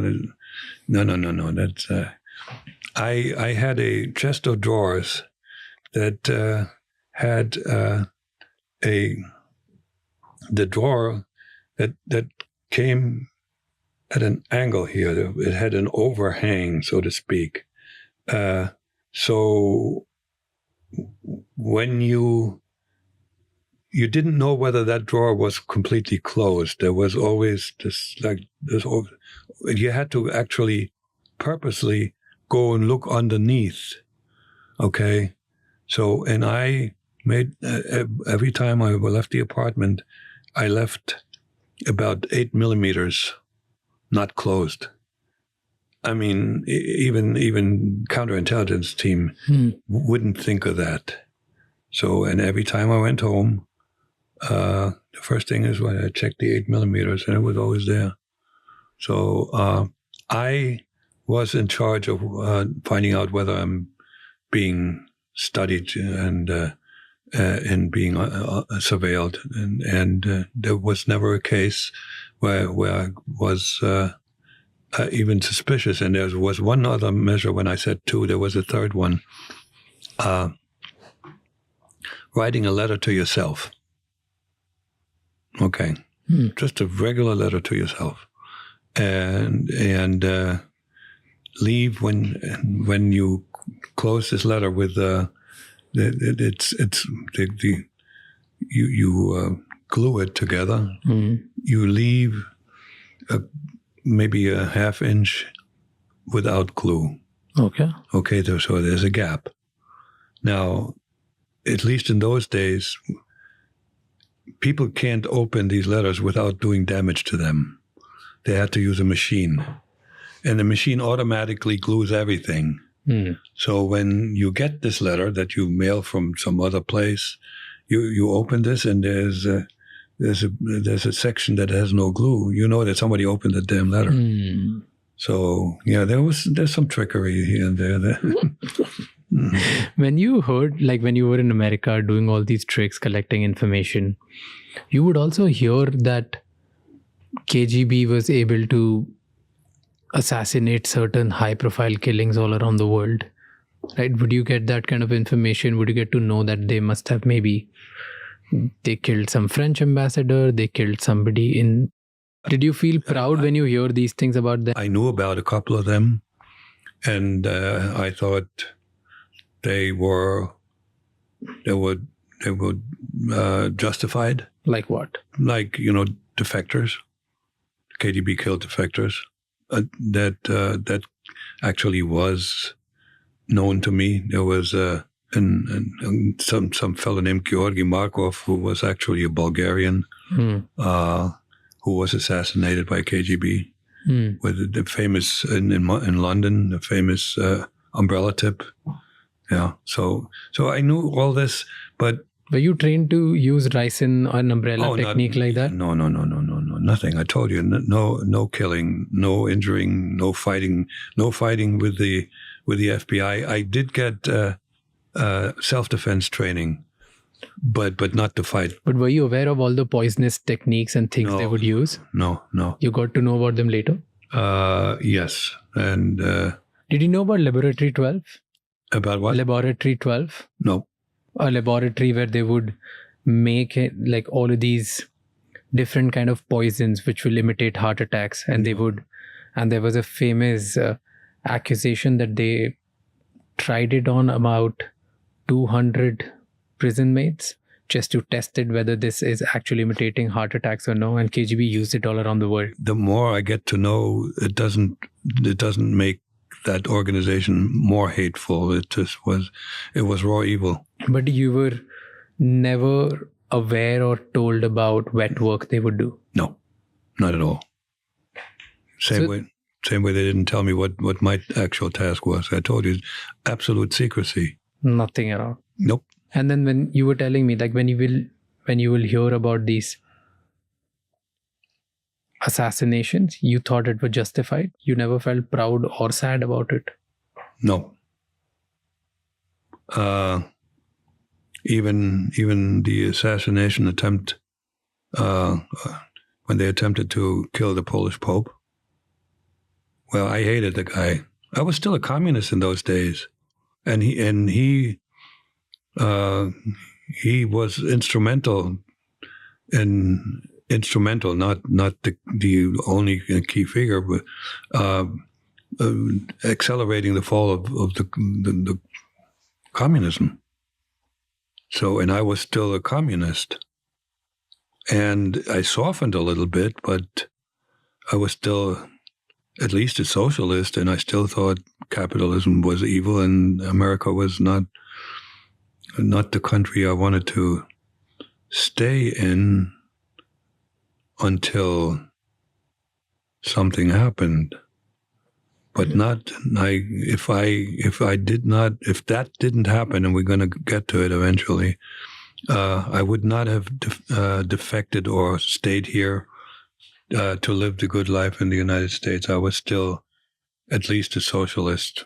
So what happened then? They called you. There was an incident that they wanted you back. Yeah. What was that incident? Well, the incident was that it was a signal. We had a set of signals where those diplomats could signal something. They usually were chalk marks. They were very basic. Like, for instance, when I re-entered the country after having been in Moscow for some time, I had to make a mark saying I'm back in the country. Or they asked me to confirm that I received the radio transmission that they sent, and I had to make a chalk mark. And there could also be a mark that says, "Come to the dead drop operation. We have something for you." That was prearranged, right? So these were the signals, and one of the signals was danger. I mean, the danger signal was the most radical of that. I never wanted to see. It was all the other signals were little chalk marks in white chalk, and this one was going to be a red, fist-sized red dot. And these signals, by the way, I could set signals for them on where they would be going on the way to work. And in New York, they were all going from northern Manhattan with a vehicle to the United Nations. So I would make a signal on the path so they didn't have to go out of their way to try to read it. And the same way, there was a signal where on my way to work. And this one was on a steel beam that supported the elevated portion of the subway that went from Queens to Manhattan. So in one day, I just look at this, and I never expected to be anything there. anything major there. And there was a red dot that was screaming at me. It said, "Danger. The emergency procedure is in effect." And that meant don't go home, don't go to work, make a beeline to get the emergency document that you have. That I had some emergency documents in a park, and then go to Canada. Go make a beeline to the Canadian border, and go to Ottawa to the Soviet embassy, and we'll get you out of the country. That required for me to constantly have a lot of cash on me, because I wasn't supposed to go to the bank. I was supposed to. I had to just literally not run, but purposely make my way to Canada. And well, I didn't. I went to work. Why? Because I wasn't ready. I had a 18-month-old daughter at the time in the United States, and you're too young to have a daughter, are you not? I don't have one. One day you will have one. And I loved that child more than I ever loved another woman. That's sort of, it's built into us men. And she was 18 months old. We couldn't even talk yet. She was just, she was very pretty, and she looked at me with her big brown eyes. And she said, and the brown eyes talked to me, "Daddy, I love you, I need you."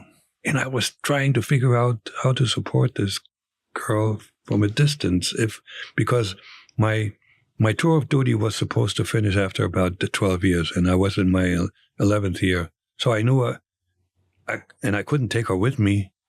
And her mother she was from South America. She didn't have, she had only 4 years of formal education. If I leave them to their own devices, they grow up in abject poverty. And so I hadn't figured out, how can I take care of this child when I leave? And I can't tell the KGB, I can't ask them for help. They would just probably not like it, to put it mildly. It could have possibly even put me in jail for insubordination. That was me having a child in another country.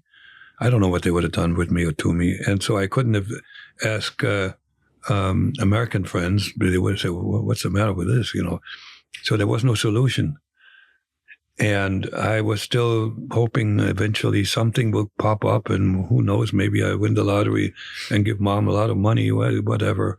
None of that happened. And when that dot appeared, I wasn't ready. I had not decided how to react to something like that. And I tell you what, and I showed you the Order of the Red Banner. Everything that was good for me was back behind the wall. The wall was still up. So I would have come home as a conquering hero. I would have lived a good life. They promised me a house. They promised, and I had dollar savings in East Germany. So everything that was good for me was over there. If I went home. And the only thing that was good for me is if I stay and defy the KGB, the only thing was good for me, I could take care of Chelsea and her mother. But there was a danger that the KGB was right, that I would be arrested. Right? But then didn't you think that you were going to die? KGB would kill you? Well, there was the other danger was that if I defy them, if I say I'm not coming, or I just don't show up. Period. Yeah. Don't. If they had interpreted this as a defection, there was some danger. Yes, because I knew that defectors. They dealt with very radically. So that had to be taken into consideration. But I avoided that by coming up with a great story. What was it? The story was that that I had contracted HIV/AIDS. You know what HIV/AIDS was? Yeah. Well, okay. So and it was very credible too. So first of all, the day I saw the dot, I went to work and I just stared at the screen and did nothing. And then I was thinking I have a little more time, maybe, because there was one time I was sick, and so I didn't read the dot. Well, so I was still kicking the can down the road until I was approached by an agent while waiting for the subway, and it was dark outside. It was already early winter, and I'm standing there. Not too many people. It was early in the morning. And this short man I will never forget him. I never forget what he said. And he whispered in a strong Russian accent, "Come home or else you're dead." Was that a threat? You had to take it seriously, knowing what I knew. Mm. So now at that point, I had to make a decision. And the decision was just like, it came to me. The only way I can get out of this is if I claim to have a deathly disease, and AIDS was a really good candidate because it was a death sentence. And I knew that the Soviet Union, rightfully so, was very much concerned with regard to letting foreigners that have the AIDS virus into their country. And they had no reason to think that I was lying to them, because they knew how much good it was going to be for me to come back home, right? And I made also my explanation very credible in that I told them even who I got the disease from, because I was also required to report on anybody who I was close friends with, not just for recruitment purposes. They needed to know. And I had a couple of girlfriends, and one of them had an ex-boyfriend who was a drug addict. And I reported that as well. So, and then I said I got it from her. Now, I was a good liar. They believed it. Then they told my German family that I had died from AIDS. And the interesting thing is even today, Albrecht Dittrich, remember that's my German name, his file, his record in the social register says that he passed away in 1988. As a ex-classmate of mine who worked in the archives saw that. So I got away with it. They did not come after me. And that is when my entire attitude changed, because now I had a family. I had a daughter, and I had a wife to take care of. And that's when I started something I never thought I would, like work on a career and build the American dream and buy a house and another house and another house and make really good money. Had a house with a pool. It was amazing. And at one point I forgot that I ever was even a communist or a KGB agent. I put this out of my mind. I did not want to say hello to the FBI because I was afraid that might cause damage to me and the family. But then aren't you scared today, now that you're public? And KGB has a saying that we never forget traitors. That's in the movies. Yeah. In reality, it's not the thing? Okay, first of all, there's no more KGB. But now it's FSB, and then there's GU, and then there's SVR. Okay, but secondly, my case is very old. So they don't care anymore? Even if they do care, to do damage to somebody on the territory of a foreign country requires special teams, and they don't have so many. And then there's evidence of that. You remember the attempt to poison Sergei Skripal in London with Novichok? there was a defector who lived in London. There was a GRU team put poison on him while he was sitting on a park bench and with his daughter. He survived. 13-year-old daughter. Yeah. Oh, you know the story. Yeah, but go ahead, tell me. Okay. The GRU team was one of the elite teams that they have, and they don't have that many, and they didn't get out of the country without having been known to be intelligence. They weren't arrested, but somehow they left a trail. And so even the top team made a mistake. So why would they squander a team like that on an ancient case like mine? So the bottom line is, and I tell everybody when they ask that question, the bottom line is I am safe in Western countries. I'm safe in Europe. I think I would be safe in India. I clearly would not want to ever. If you offer me $10 million, I wouldn't visit Moscow or St. Petersburg because they have too many windows there that you can fall out of. and I tell you why this is actually not just my fantasy. You see, Vladimir Putin.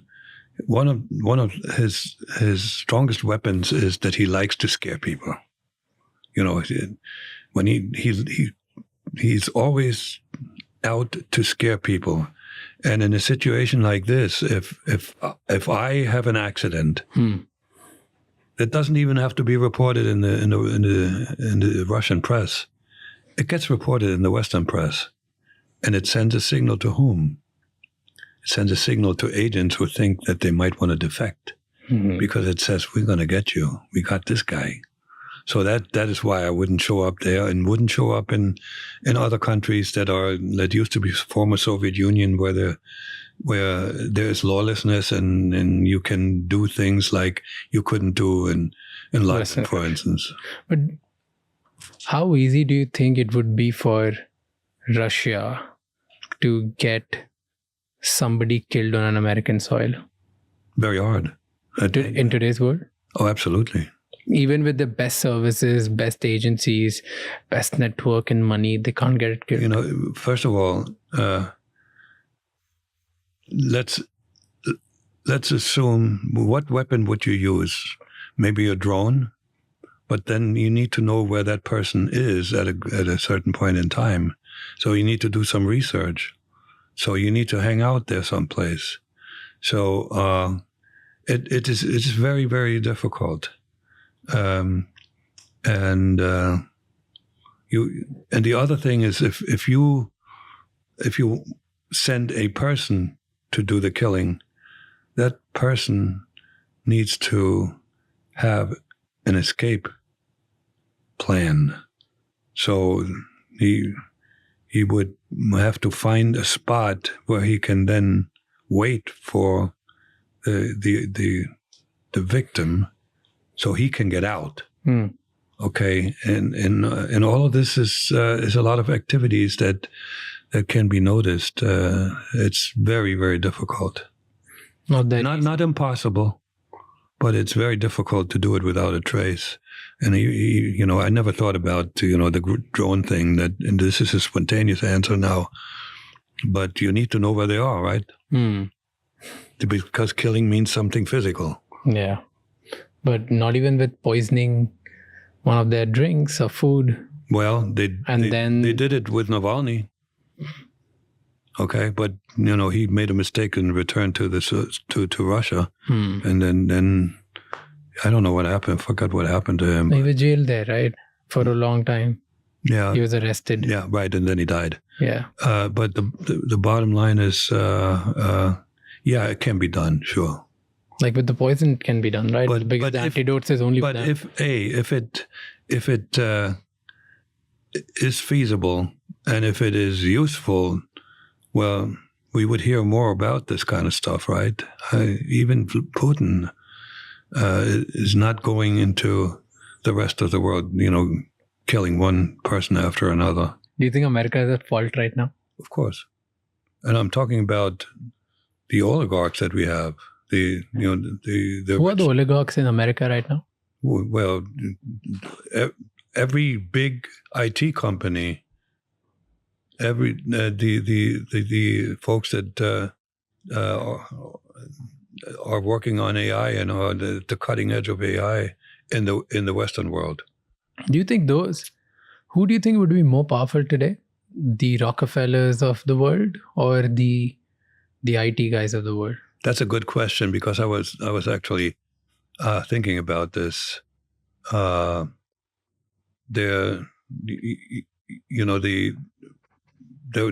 has been some news about the guy who committed the sex crimes. Epstein. Yeah, that Epstein was also involved in high finance, and this is sort of connected with like the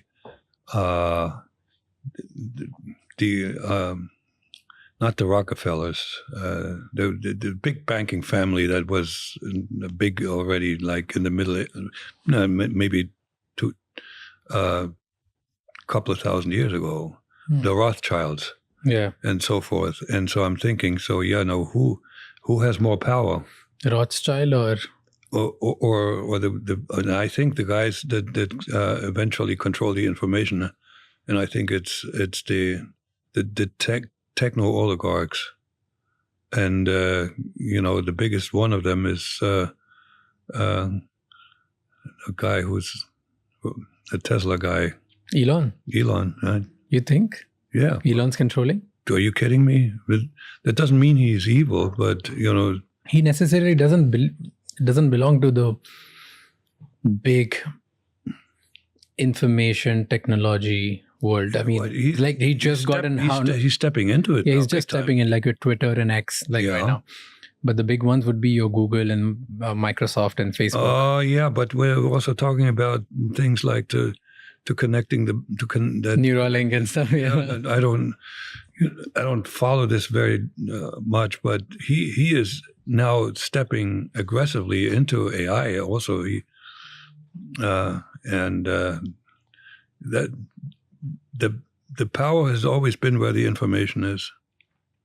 But do you think Bill Gates is more powerful or Elon Musk? No, it's Elon Musk now, and Gates actually has stepped back a little bit. But then he still sort of controls, right? Because he still has the controlling share of Microsoft. He doesn't operate at day-to-day basis, but he owns it. Then the Chat GPT is owned by Microsoft. So the new AI world is led by Bill Gates. All the government, the Pentagon, everything is handled by Bill Gates software. Well, but then you have the Google people have their own AI, which is Gemini. Yeah, and supposedly Gemini just caught up quite a bit. I used to use nothing but ChatGPT, but now I'm occasionally going to the other side. Yeah, and I have found that ChatGPT occasionally feeds me some garbage. Okay, true. I agree. And particularly since it does not. So I asked a question about this guy who was assassinated, Charlie Kirk, about his death, and ChatGPT told me he's not dead. And, really? And when we argued back and forth, and I said, do you read the Times? Well, yeah, blah, blah, blah. He's not dead. Now, what I understand that the ChatGPT is trained and fed certain information that cuts off at some point, and it was looking at old stuff. Now, the idiot programmers and the quality assurance people should have put in something like, oh, by the way, I'm looking at old stuff, so, the caveat here. No, just they argued back and forth. Like eventually I said, I'm going to go to Gemini. I'm going to divorce you. I gave my ChatGPT a nickname. My ex-wife, with whom I argued a lot, her name is Shauna, and so GPT is Shawnee. So I can I can argue with her, and she's still nice to me. Oh, I will miss you. It's a scary world that we're entering, and it's a world of. I used to read a lot of science fiction, and there's two authors that describe this world that we're having now rather closely, where there's a lot of robots and intelligent beings that are not human operate in this world. That was visionary because that's where we're going. All we need now is. Oh, did you see the video where the Russians premiered a new robot, a thinking machine, and he goes on stage and he keels over, he falls. No, I didn't see.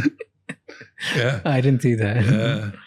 So Russian engineering has never been top notch. Yeah, but they've been top notch in defense. Yeah. Their weapons, missiles, anti-missile systems, planes, all of them been top notch. That's something they've been good at. I'm worried about the quality of the maintenance of the nuclear arsenal, because all I know in personal experience is that Russian engineering was sloppy. But how did they get so good at like nuclear and defense weapons and stuff? They had a lot of resources that they could throw at it, and they don't have that many resources now. I mean, the Soviet Union was like, 7-8 times stronger than most of the strength of the Soviet Union didn't come out of Russia. It came from all the republics. Okay, so and so, Putin is not anywhere near, as far as the standing of Russia in the world is not anywhere as near as the Soviet Union. I understand that the United States has always been considered, since the end of World War II, as a big bully. Even by the Germans, who particularly the ones that grew up in West Germany, that were saved from communism. And when I went back to Germany after many years, I mean, it was like they favored Putin over the United States. Actually, a lot of people. Explain me rise of Putin. How did he become so powerful from just being an agent? Yeah, he wasn't even a good agent. You know that. Yeah, I've heard it from you and your sayings. Okay. You've quoted somewhere that he was a mediocre agent, and somebody also, his senior also somewhere quoted that. Well, he was not like really great at it. He spoke German very well, and during the height of the Cold War, they sent him to East Germany. Why wouldn't they send him to a country where where the action was? There was no action in East Germany. Not where he was. He wasn't in Dresden, not even in Berlin. So he was a mediocre liaison and bureaucrat. So he was in Dresden, right? Dresden, yeah. But then what did he learn in Dresden that made him the man he is today? Nothing. How did he become this powerful? He became this powerful because he was a good organizer. He was a good networker. And when the Soviet Union fell apart, he managed to get hired by a fellow named Sobchak. He was the mayor of St. Petersburg, and he helped this guy, with his organizational skills, helped this guy to stabilize St. Petersburg, and got a reputation of being a good team player. And he had also some of the people that the KGB people that knew how capitalism functions. They became, when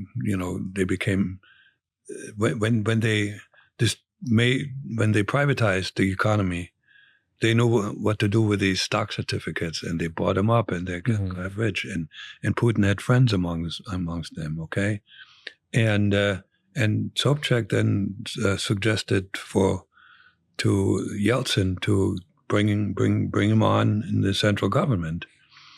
And Yeltsin and Putin had a reputation of being just a real quiet, nice guy. He played his cards really well. He was not a threat to anybody because he knew he couldn't be seen as a threat until he had the power. Yeah, I read I read quite a bit about him, and this makes all sense. And actually, Yeltsin thought it was safe to announce Putin as his successor because Yeltsin had dirt on his hands, and if somebody else would have succeeded him, he might have actually gone to jail. And he knew Putin was safe. So that's how Putin got, and all the colleagues, What did Putin become? Successor of what? Of presidency. But then before presidency, he ended up becoming FSB director, right? Yeah. So how did that happen? If somebody who's an average person... I have a gap there. This is political. This is not necessarily like you're a great agent. It's if there's power games are being played at the top. There's balances to consider. There is alliances, and as you may know that the same thing in corporate America. The best guy doesn't necessarily get up to the top because there's too many people who might be afraid of that guy, so they put a safer guy in there. It could even happen in intelligence. So he was just a safer option. That's why he was made the... Possibly. That's a good guess. I wish I had the luxury to investigate all of this, but the KGB doesn't pay my pension, and I have a 15-year-old daughter who I need to take care of to the extent I can. So I have to work, and I don't mind working. This is work too. This is pleasant work. Yeah. And even, having a lot of friends, contacts, networks, and all of this is great for particularly somebody my age, because I live alone, but I'm not lonely. I have more friends than I could handle. If I could sell some of my friends, I would make a lot of money. They are really, really. I have a lot of outstanding good friends, and they're like a couple of them are billionaires. You were called back by the KGB, and you didn't go. You chose to stay here. Yes, sir. You chose to be here. Then, what happened? Did Americans ever find out? Yeah, well, eventually. And I told you about this Mitrokin fellow who smuggled a bunch of information out of KGB archives. And amongst that information was just very little. There was a person by the name of Barsky. I think they didn't even have the first name. Is an illegal living in the Northeast. Now, when that got to the FBI, it wasn't that hard. There are not too many Barskys in the Northeast, particularly. So they went to the Social Security archives, and they found that one Barsky who got his Social Security number at the age of 40 or whatever. That's him. So they had an illegal in now to investigate. And investigate they did. It took them quite some time to actually introduce themselves. You know why? Why? Okay. At that time, the Ames and Hansen had been discovered. Okay. And there were moles, and there was now some paranoia whether there illegals like me actually might be in the U.S. government Everywhere, yeah. Yeah, really. And I got this, unofficially from the FBI. They couldn't necessarily share all that with me, but in the conversation, and And Joe Riley, the lead agent on my case, actually has given interviews and talked about that. There was a concern that I was still active, and so instead of coming to and arrest me or whatever, they watched me for a long time, because if I'm still active, I could lead them to moles, right? And it took, I forgot the number of years, but it was at least 2 years, but it was maybe a little more, where they watched me from a distance. And they watched me from a distance because if I am active, I would notice that they're following me, because I had survived that long. They knew one thing: I was a really well-trained agent. That's all they knew when they did the investigating, when they started the investigation. So they even they didn't follow me that far when I drove someplace where I normally wouldn't go, like where could be that I'm doing surveillance detection. And they even at one point bought the house next door and had some agents sitting there and watching me. And the lead agent, Joe Riley, he positioned himself across the street. There was a little hill, and he was sitting on the hill with a book that was about birds, and he pretended to be a bird watcher, and he just watched me from a distance. There was no listening devices, no nothing. They were very, very careful so as to not alert me that I'm being investigated. And I didn't give a hoot. I told you I had sort of forgotten that I was an agent at one point. I was like so safe, like whatever. I played with my children. I had the kids to worry about. I had fights with the wife to worry about. But overall, it was typical American family life that I led.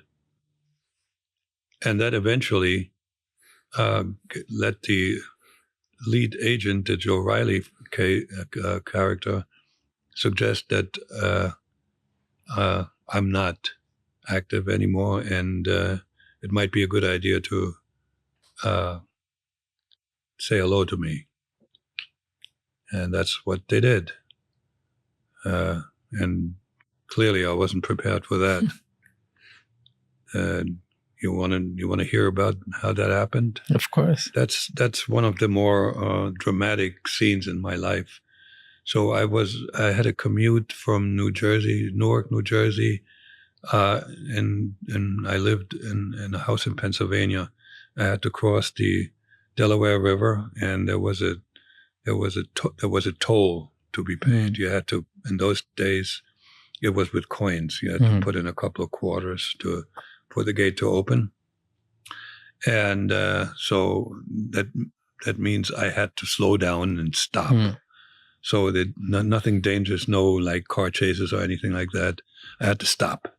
And they had rented themselves a state trooper in uniform who was positioned right behind that toll gate. And as I was moving out, he waved me by. No big deal, to follow him. And I stop and I roll down the window. I don't think I said anything. He said to me, please step out of the car, routine traffic check. That, if I'm still an agent, I know I pay more attention. That was not a routine check. They don't, routine checks, they ask you for license and registration. That's it. And then you maybe step out of the car if you see something that's suspicious. So I didn't even think about it. But then somehow I get a sense there's somebody else coming in for me from the right-hand side. And I still didn't know exactly what was happening. But the moment this somebody comes closer and he flips open a wallet, I knew I was in trouble. because I didn't even have to look at the identification. And when he said, FBI, we would like to talk to you. At that moment, it's all that suppressed memory that I had somewhere in my brain. You can't wipe it out. It's still there. I just kept it I kept it on the lock and key. I never wanted to go there. And every time my mind wanted to go there, no, it doesn't exist. So at that point, it all came rushing back into my consciousness. And it was almost like you're being hit with 50 gallons of ice water. Oh. I didn't go whoa, okay, but internally I did. And then he said, as he said, we would like to talk to you. And then he said, please step in, follow me. They had a car parked a little further away. I walked there. And they were prepared to kind of scare me. So when his partner was sitting in the vehicle, and Joe, I can call him Joe now because he's a good friend of mine. I spoke with him actually yesterday. Yep, and he's in his 80s and he still skis, and we played golf a lot. So, but not at that moment he was the enemy. He was going to arrest me and do harm to my family and all that. So he opened the door.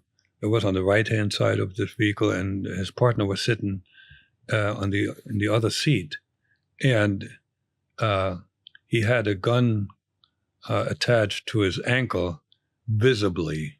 Okay, so that's a sign that says we're serious here. This is no child's play. I was meant to see that, and the first one to open their mouth was me. I had gained my composure to some degree, and I just felt like I was okay to ask, am I under arrest? And Joe, who was driving at the time, he turned around a little bit and he said, no. And then he said, and that was an overture, he said, this may not be the worst day of your life. Okay. He had convinced his management that most likely I would cooperate willingly because he watched me interact with my family. He knew that I was not active anymore. And so, and he sensed that I was very much Americanized. So, and I took a few minutes, no, maybe not minutes, more like half a minute. And instinctively, I knew without thinking this out loud, and my instincts are sometimes have rescued me in many instances.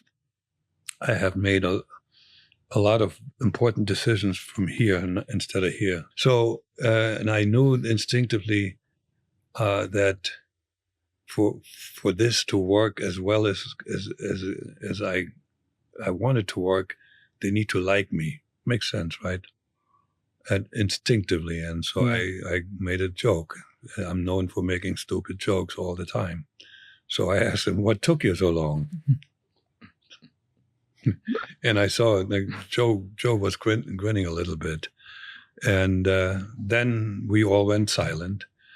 They took me to a motel, and that motel was a cheap motel, but they had rented the entire motel, every room, and it was an L-shaped, and they led me into one end of that L and got me to exactly the middle, the center room.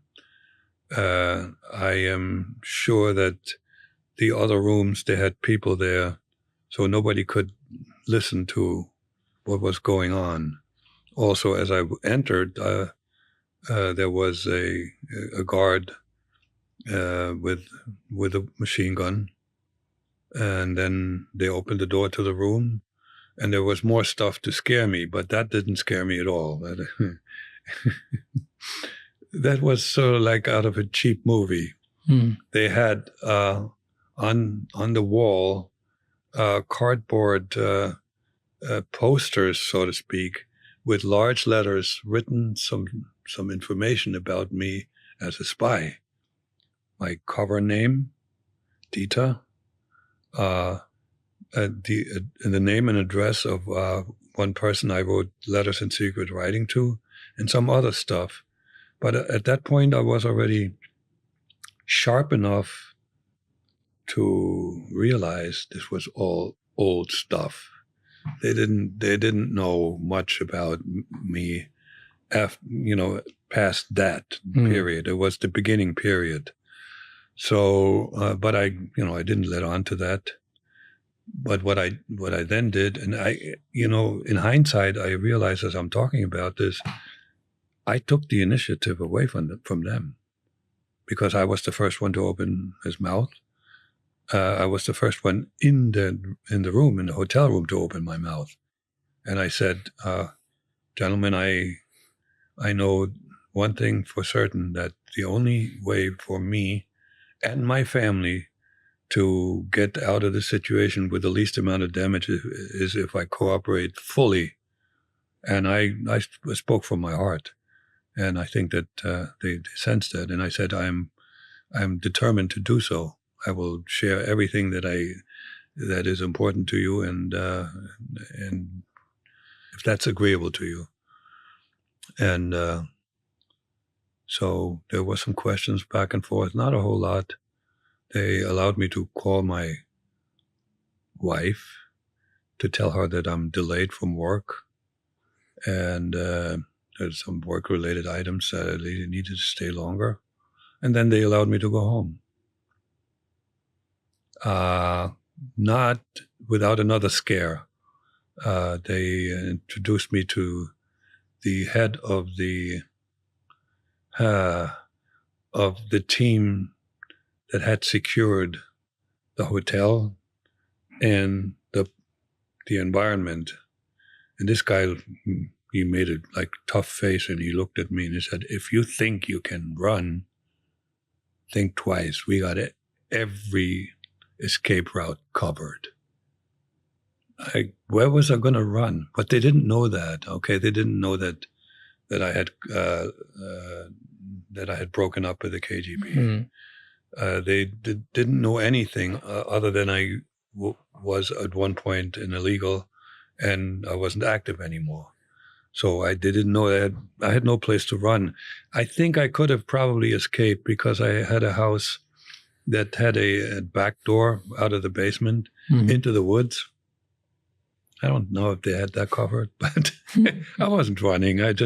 They gave me keys to my car. I drove home, and we made an appointment, Joe Riley and I, and it's not an interrogation. The debriefing started.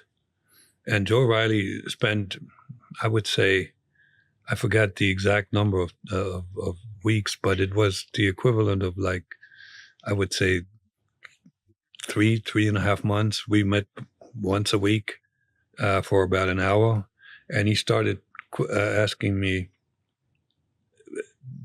very, very, very many questions that went deeply into detail of my upbringing, my time with the KGB from day one, what I remember about childhood, and it was all recorded, and it was all apparently useful because they wanted to know what kind of a person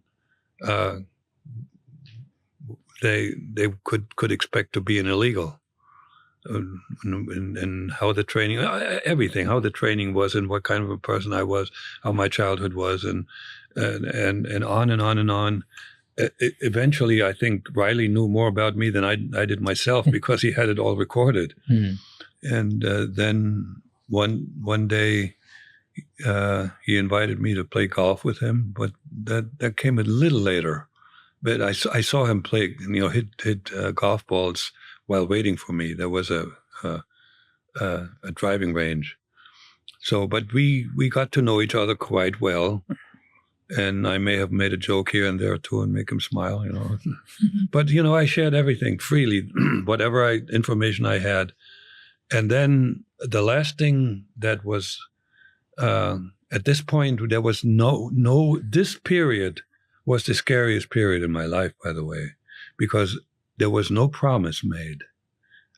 I made a promise, but there was no promise in return. In return, they didn't say, "Okay, if you help us, we will help you, and you can stay." None of that.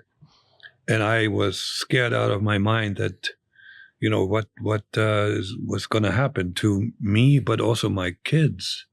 See, my wife had come from Guyana. And she was illegal when I met her, and she became a citizen based on me marrying her and getting her a green card, and eventually she got the U.S. passport. There was a chance that she would get kicked out of the country and my children would become wardens of the state. I was scared more for them than I was scared for me. So I had to pass a lie detector test. That was protocol at the FBI. So they took me to headquarters in Pennsylvania, and I took the test. Now, it was anything but what people see in movies. There was no light in my face. There was no aggressive questioning. I understand there's some lie detector tests are done that way, where people yell at you and tell you, "Oh, I know that you're lying," blah blah blah blah blah. Not in my case. And I was told that the examiner was the number one guy in the entire Eastern region. So they brought him in, and it was a very friendly atmosphere. I was sitting like this next to you. I was wired up a little bit, but before I was wired up, he read me all the questions, and we practiced the test. And the question and answers were all whispered. So there was no additional motion, like, "Is your name Jack?" Yes. So the questions were such that there were only yes and no answers allowed. No explanations. Yes, no. And apparently then when you start lying, the instruments are so sensitive that they notice it. So we went through all the questions, and then I was wired, and we started the test itself. And I felt good about it. There was no reason for me to lie. And the man went back and looked at the printouts, came back with a sad face, and he said, "I'm sorry, you failed one of the questions." I said, "Well, I told you the truth. I mean, I don't even know." Okay. So I asked him, what's the question? And it was a very innocent question. I forgot. He had some control questions in there where they had nothing to do with espionage, but and then it came to me. I said, "Sir, the only thing that I can see here is this has a double negative." So in other words, asking, were you born in Germany?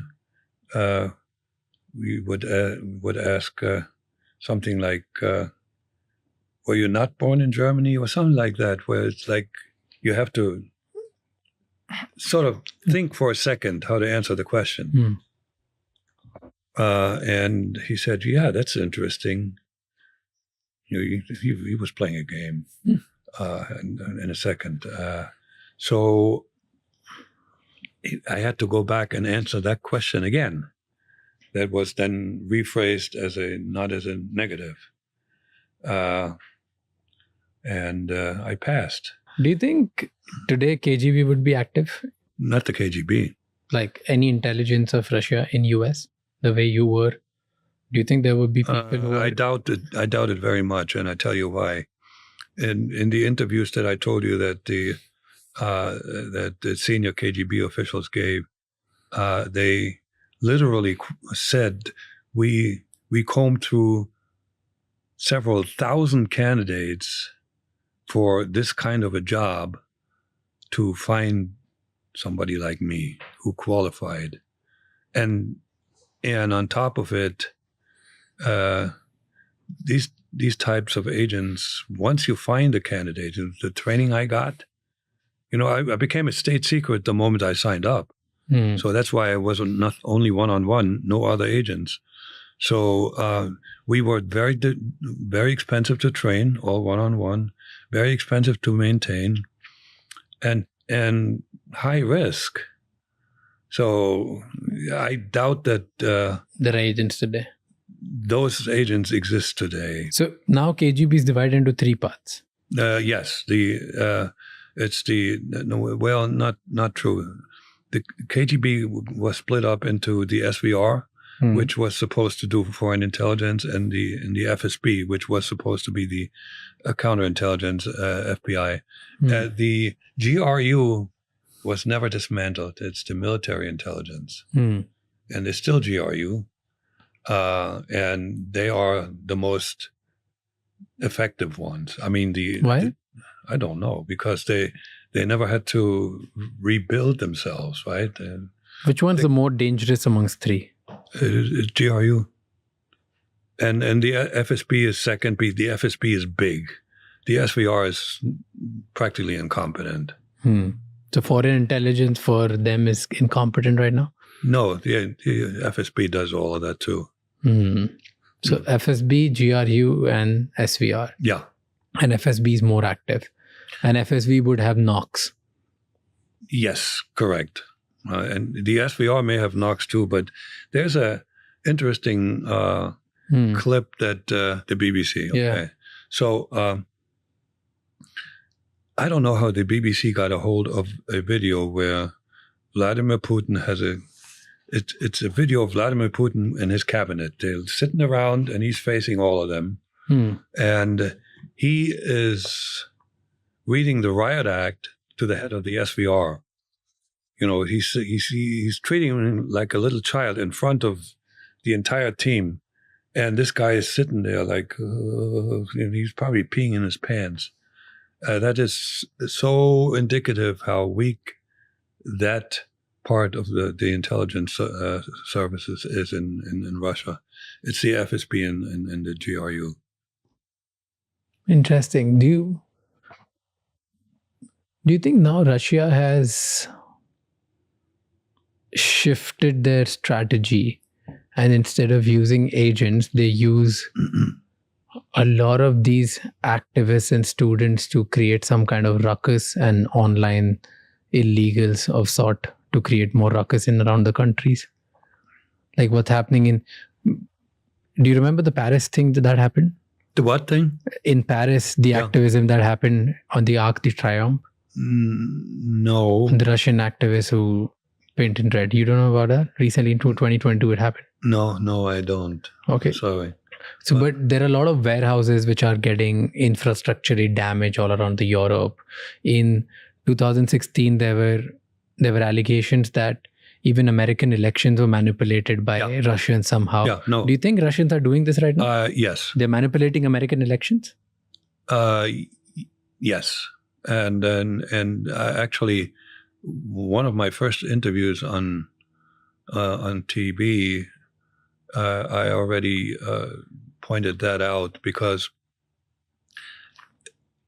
during the Cold War, and even prior to that, there was within the KGB there was a directorate that was responsible for what they call active measures, which is spreading lies in the enemy territory, right?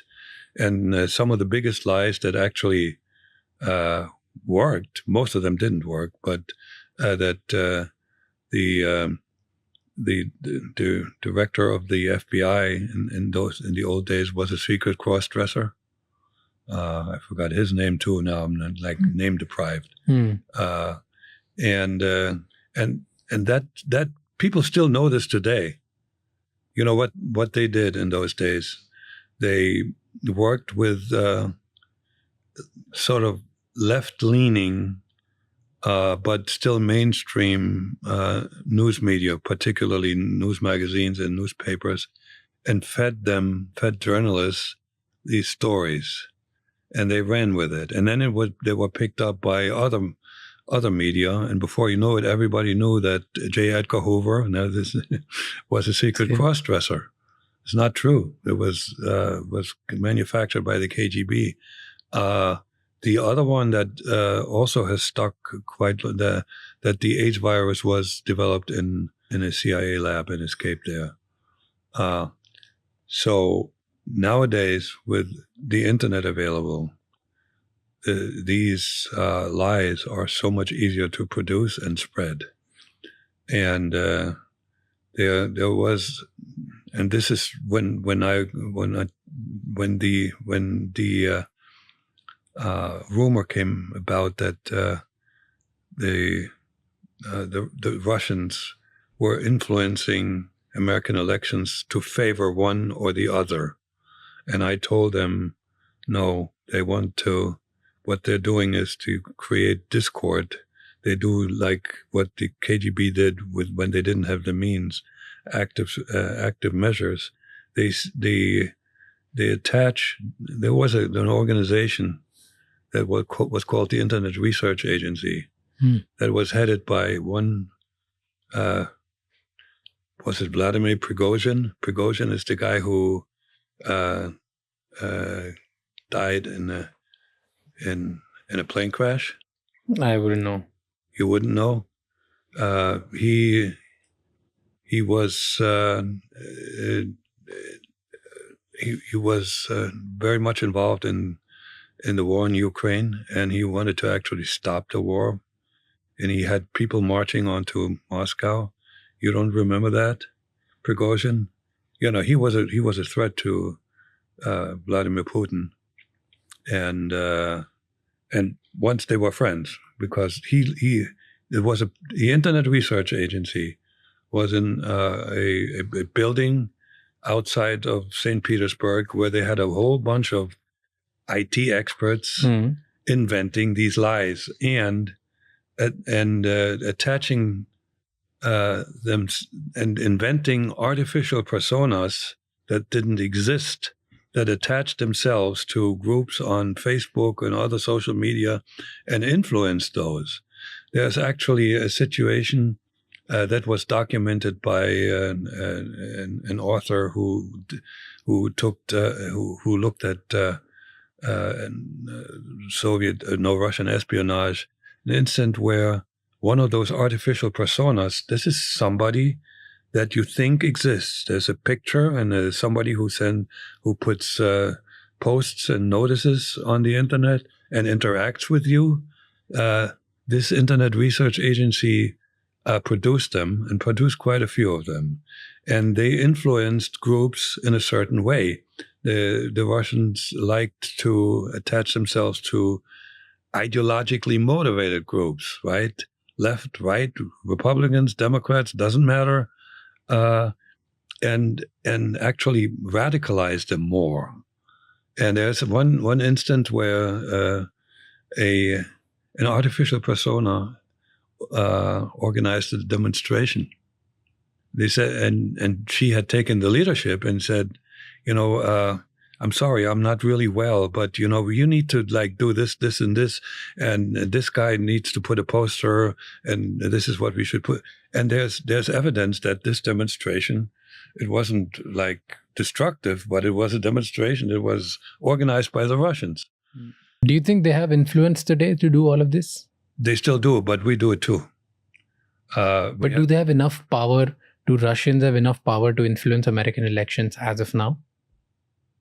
Not influence in favor or against somebody else, but what we have now, we have in this country significant doubt that our democratic system still functions well. Okay, and so It doesn't? it doesn't. There's no democracy left. Well, I wouldn't say that, but the democracy is weak, and I think there's a lot of corruption at all levels of government In America. in the United States. Yes, and Why would you say so? well, follow the money. You know what? It's particularly when we were talking about what happened during COVID, and who benefited from what happened from COVID. It's the pharmaceutical companies, and there were laws and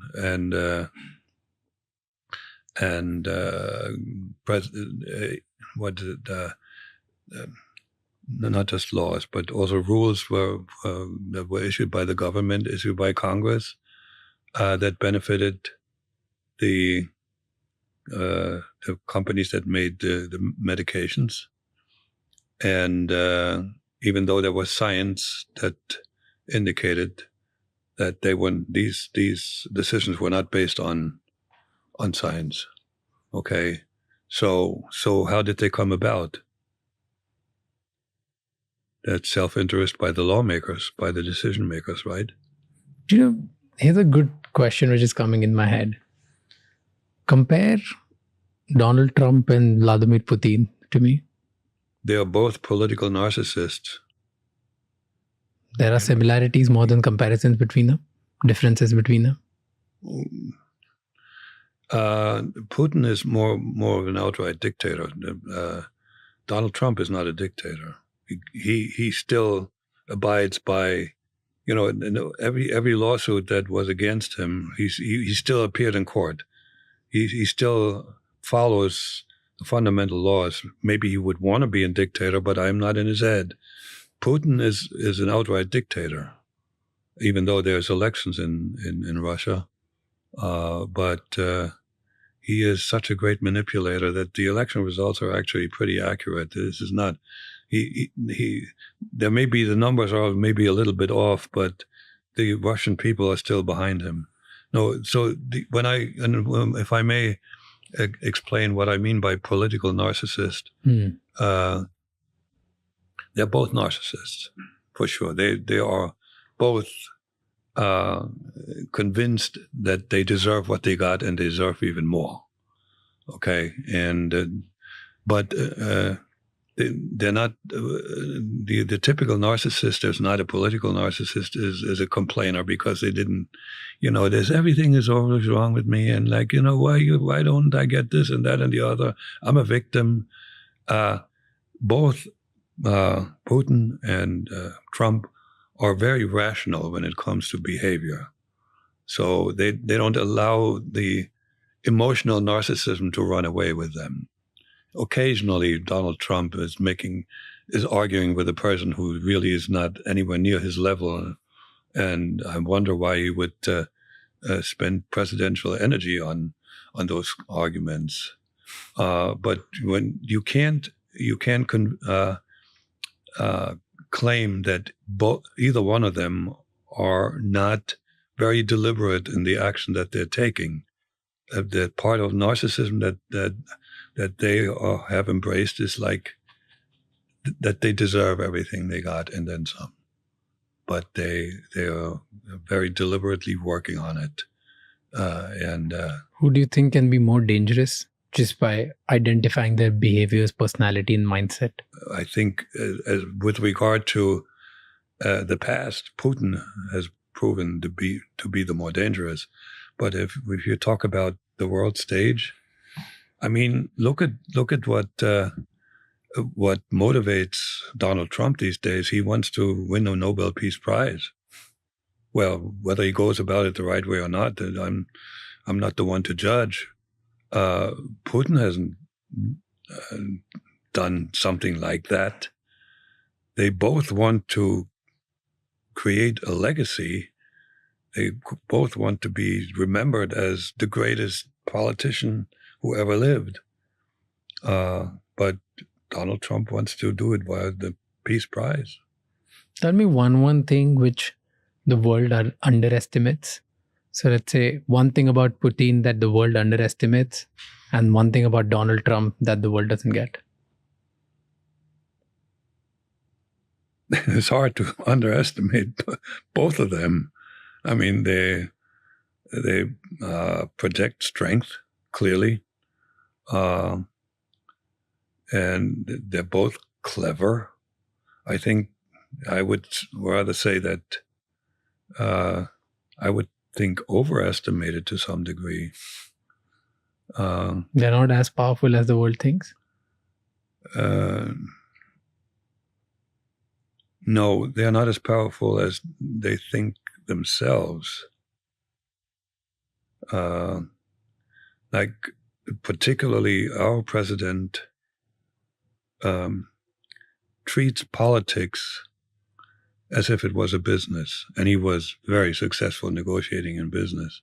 But politics has something that he doesn't have. That's why a lot of people voted for him. He's not a politician. But when you're talking about world politics, he has no experience in that. And he has been trying to, like, for instance, that summit that he had with Putin, that went nowhere. Yeah. And I predicted that. Nobody listens to an ex-KGB agent. So, I think Putin has this illusions of grandeur. He already is convinced that he is in the footsteps of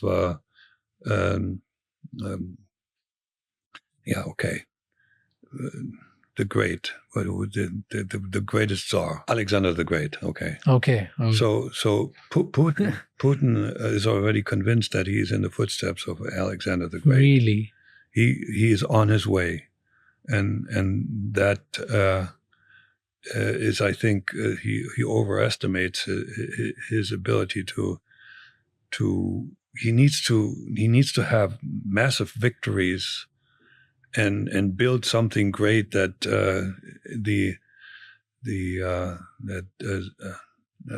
Alexander was supposed to have done, which is actually legend. It's not reality. He built St. Petersburg, and in the process, several thousand people died because they were building this in a swamp in the winter. Okay, so there's a lot of legend in both countries' history, by the way. And I'm talking myself into a big pile of trouble here by criticizing both. Why? Is it you can criticize anyone in America? You have right here. Of course. Can't you? Yeah. You can, right? So you're not going to land in trouble. Well, no, hold it.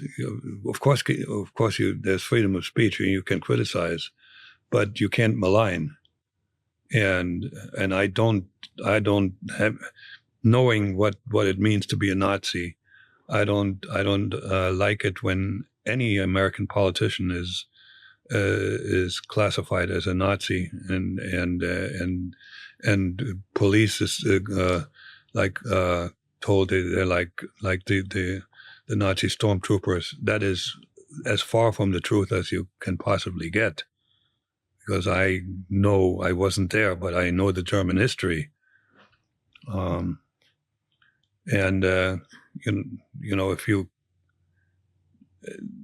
Nobody has called Vladimir Putin another Stalin either, and they shouldn't do that because he's not.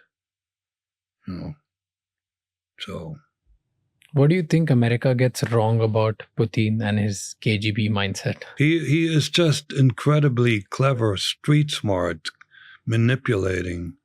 That you and do whatever it takes to protect people of his country, whether it's right or wrong. Well, that is actually not the case. He says he's protecting his people from Ukraine, and in the process, he's lost a lot of lives. So yes, you're right. That's what the philosophy of KGB was, right? No, the philosophy of, let me tell you something. This is something I call the national DNA of Russia. When Russia came into existence in the Middle Ages, it was immediately attacked. It also was quite aggressive, and went out and collected more territory to make it Russian. And so Russia was constantly involved in wars. And then it was invaded from the north, from the Vikings, from the east, the Mongols, from the south, the Turks, and did I say wait a minute, from the west? Yeah, from the west. We were talking about Napoleon and Hitler. And so there is this mentality amongst the Russian people. They always look for a strong man to save them from all the evil that's coming in. And Putin is playing that extremely well. He says, well, look at what's going to happen. And we, as America, the United States has been quite unaware of that, because when American politicians, both parties, by the way, suggested that Ukraine should become a member of NATO, plays right into makes Putin's argument. See, they're coming. They're coming to get us, so we need to prevent that from happening. And unfortunately, that has never changed. This is the same way that when the Balkans, the nations fight each other, and in the Middle East they fight each other. There's something that gets handed over from generation to generation, and that's what I call the national DNA.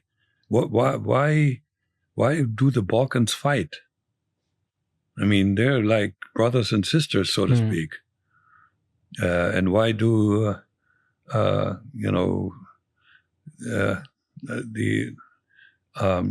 the various factions of Islam fight one another when they have more in common than not? It's all this history. And so Putin is using that history. And we are, of course, America is not very historically minded. We barely teach history anymore in our high schools. Do you think the new change of world order is coming, where China, Russia, India, they're going to form together and then they're going to challenge the West supremacy? I think this is a marriage of convenience. Ultimately, China is not going to treat Russia as an equal, not going to treat India as an equal either, because they want to be in charge. Yeah. So do you think China will overtake America's supremacy? China has their own problems. Of course they have. Their population is shrinking. And as far as innovation is concerned, they copy a lot. Yeah. So it will be a challenge. And as I said before, he who has knowledge will have the power. And China is making some progress on artificial intelligence, but right now it's still driven out of the United States. So if somebody gave me some money to bet, not my own money, I would still bet that the United States might survive. But we need to stop, acting like we're a completely divided nation. See, this is what China has the advantage. So it's a tie with maybe that's an emotional thing. I would because I have children in this country, and I want them to live as good a life as I have lived in this country here. So I would give the United States a slight advantage, but it's based on my emotions. Okay, I have last 3-4 questions for you. All right. One of them, I want to understand the rise of Putin, and I'll tell you some incidents which I'm sure you're aware of. Tell me do you think it's true or no? Okay. Okay, so it's like, so when Putin, for the first time, when he got into power, I think 1999, when the apartment bombings were happened. Do you remember? No. So when first he claimed his position in power, only 2% people voted for him. And then within few months, there was apartment bombings which happened, which was through Chechen terrorists. Okay. Right? And then he said, we need to fight the terrorism and we need to go hard at it and against them. And then after that, 51% people actually supported him to become. Well, don't forget that he imprisoned some oligarchs. That helped too. Yeah. But do you think that there are few people like who, I would say, some critiques, they say that probably few people in FSB did that to their own people in Russia and they'd orchestrated those terrorist attacks. Do you feel so? Do you think that? I think it's a possibility, but if anybody has proof, they wouldn't dare to come out, or they would have probably been gone. Yeah, right. So that's now subject to speculation. It's a possibility. I wouldn't deny that Putin might have been able to do something like that. And did you hear about what the Western media calls sudden oligarch death syndrome? Sudden oligarch death syndrome? In Russia. I didn't hear about, but I can understand what they're talking about. If you don't play by Vladimir's rules, he's got the weapons that they don't have. They have only, their weapon is like producing or holding back production, that kind of stuff, but not killing, and jail.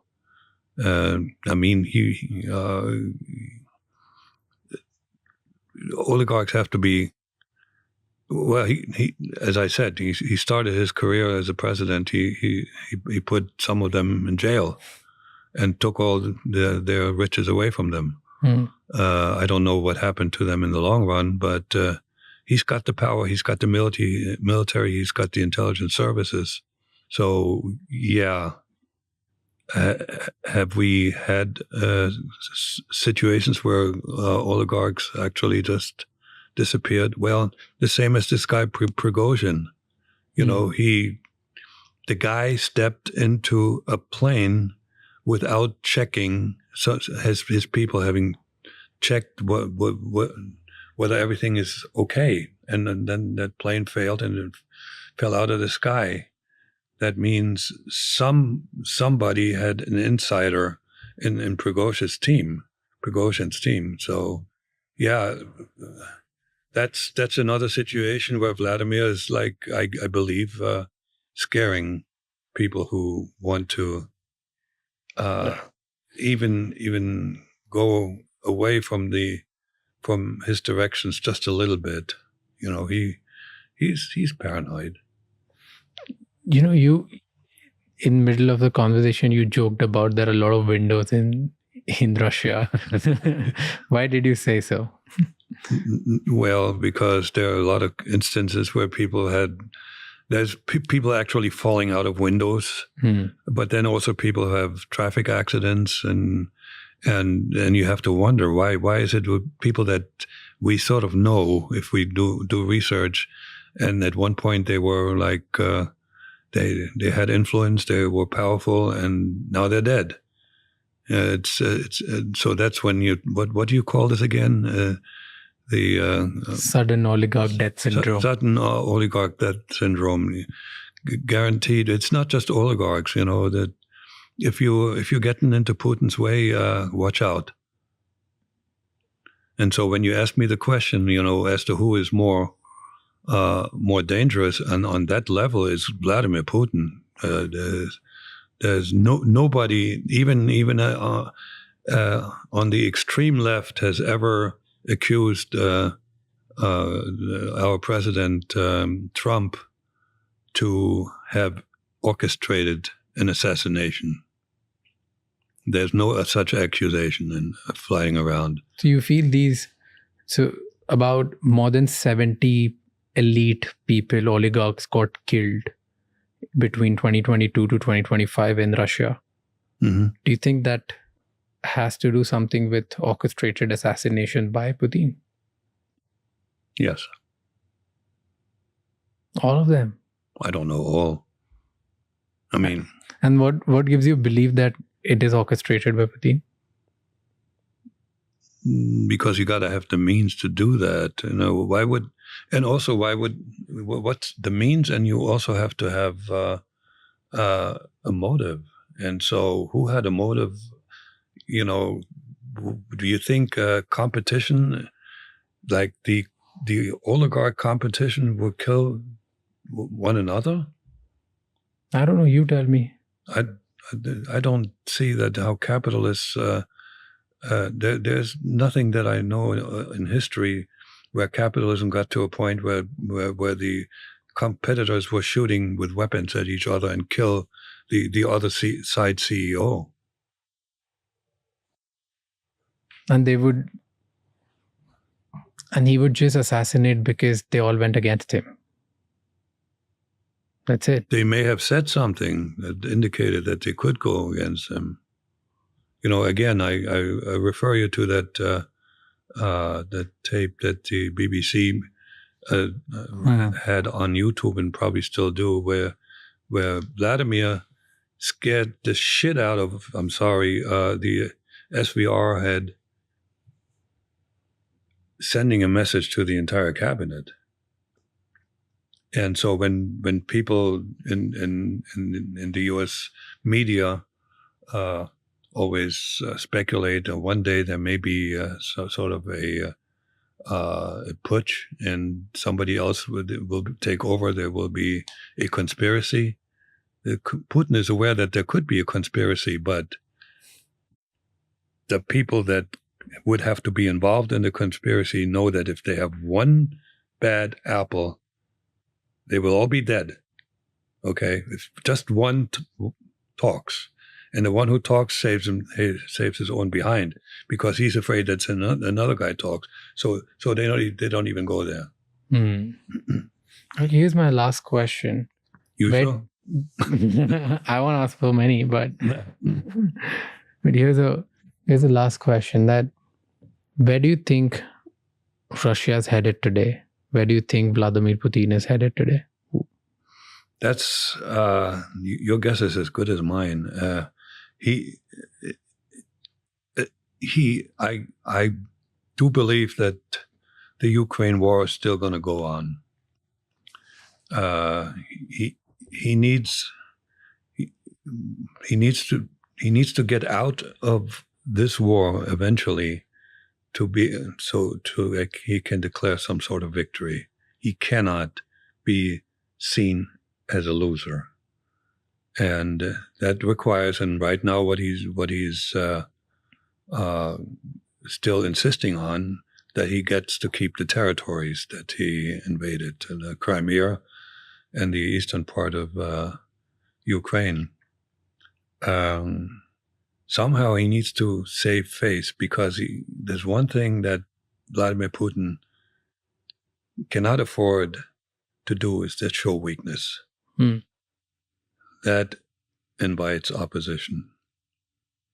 And it also, his legacy, he wants to be the strong man.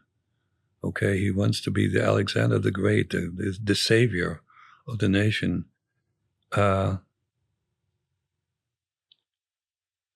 So it all depends.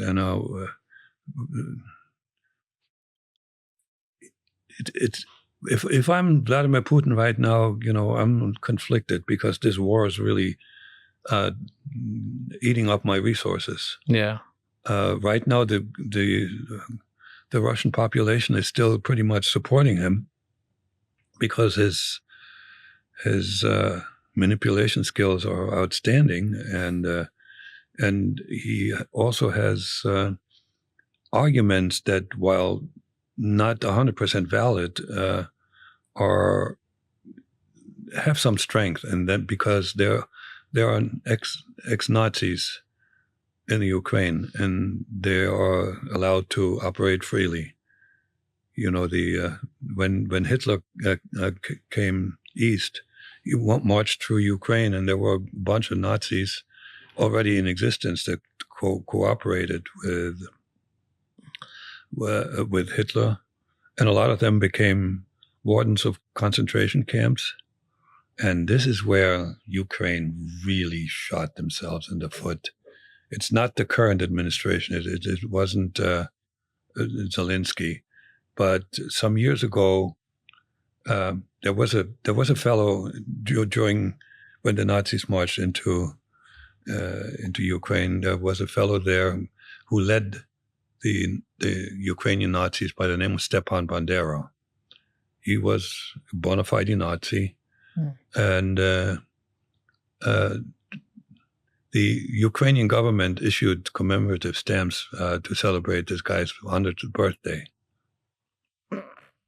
Okay. Would you like to have another present, Mr. Putin? No. And they have not really clamped down on fascism aggressively in Ukraine. Yeah, they're, as far as I'm concerned, I don't see any really good, positive figure in all of this. What's happening over there, and the only ones that are suffering are the good people of Russia and Ukraine. Yeah, because I know individuals from both countries, and they have so much in common, and it breaks my heart that they're shooting at each other. well, thank you so much. Famous last words, huh? Yeah. Thank you so much for spending time with us. Thank you so much. Yeah, you're very welcome. Hello, sir. Hello. Oh, whole team. Hi, Raj. You're the man. Yes. Okay. Oh, Hello. Nice to meet you. nice to meet you. Raj. Pleasure meeting Where you. did you come from? India. Direct? No, I we are know coming that- from New York. Okay, so you have a couple of stops, huh? Yes. That makes sense. How did you know to eat healthy? Yep. On a podcast, I was doing a podcast with a nutritionist, and then just changed my perspective to start eating. Oh, we have that in common too. Not a podcast, but I belong to a network, and in that network, I met a nutritionist, and he told me all this stuff that I shouldn't eat anymore. You know, and at my age, I pay attention, and I'm in really good shape. Thank you so much for watching this podcast till the end. Please let us know in the comments what all did we do right so that we can improve and keep doing that better, and what all did we do wrong so that we never repeat it. And at the same time, please give us suggestions of who's the next guest that you want to see on the podcast. And don't forget to share this episode with at least one person who will get some insights, because one conversation is enough to give people enough ideas to change their lives. I'll see you next time. Until then, keep figuring out. And also, don't forget to subscribe to the channel.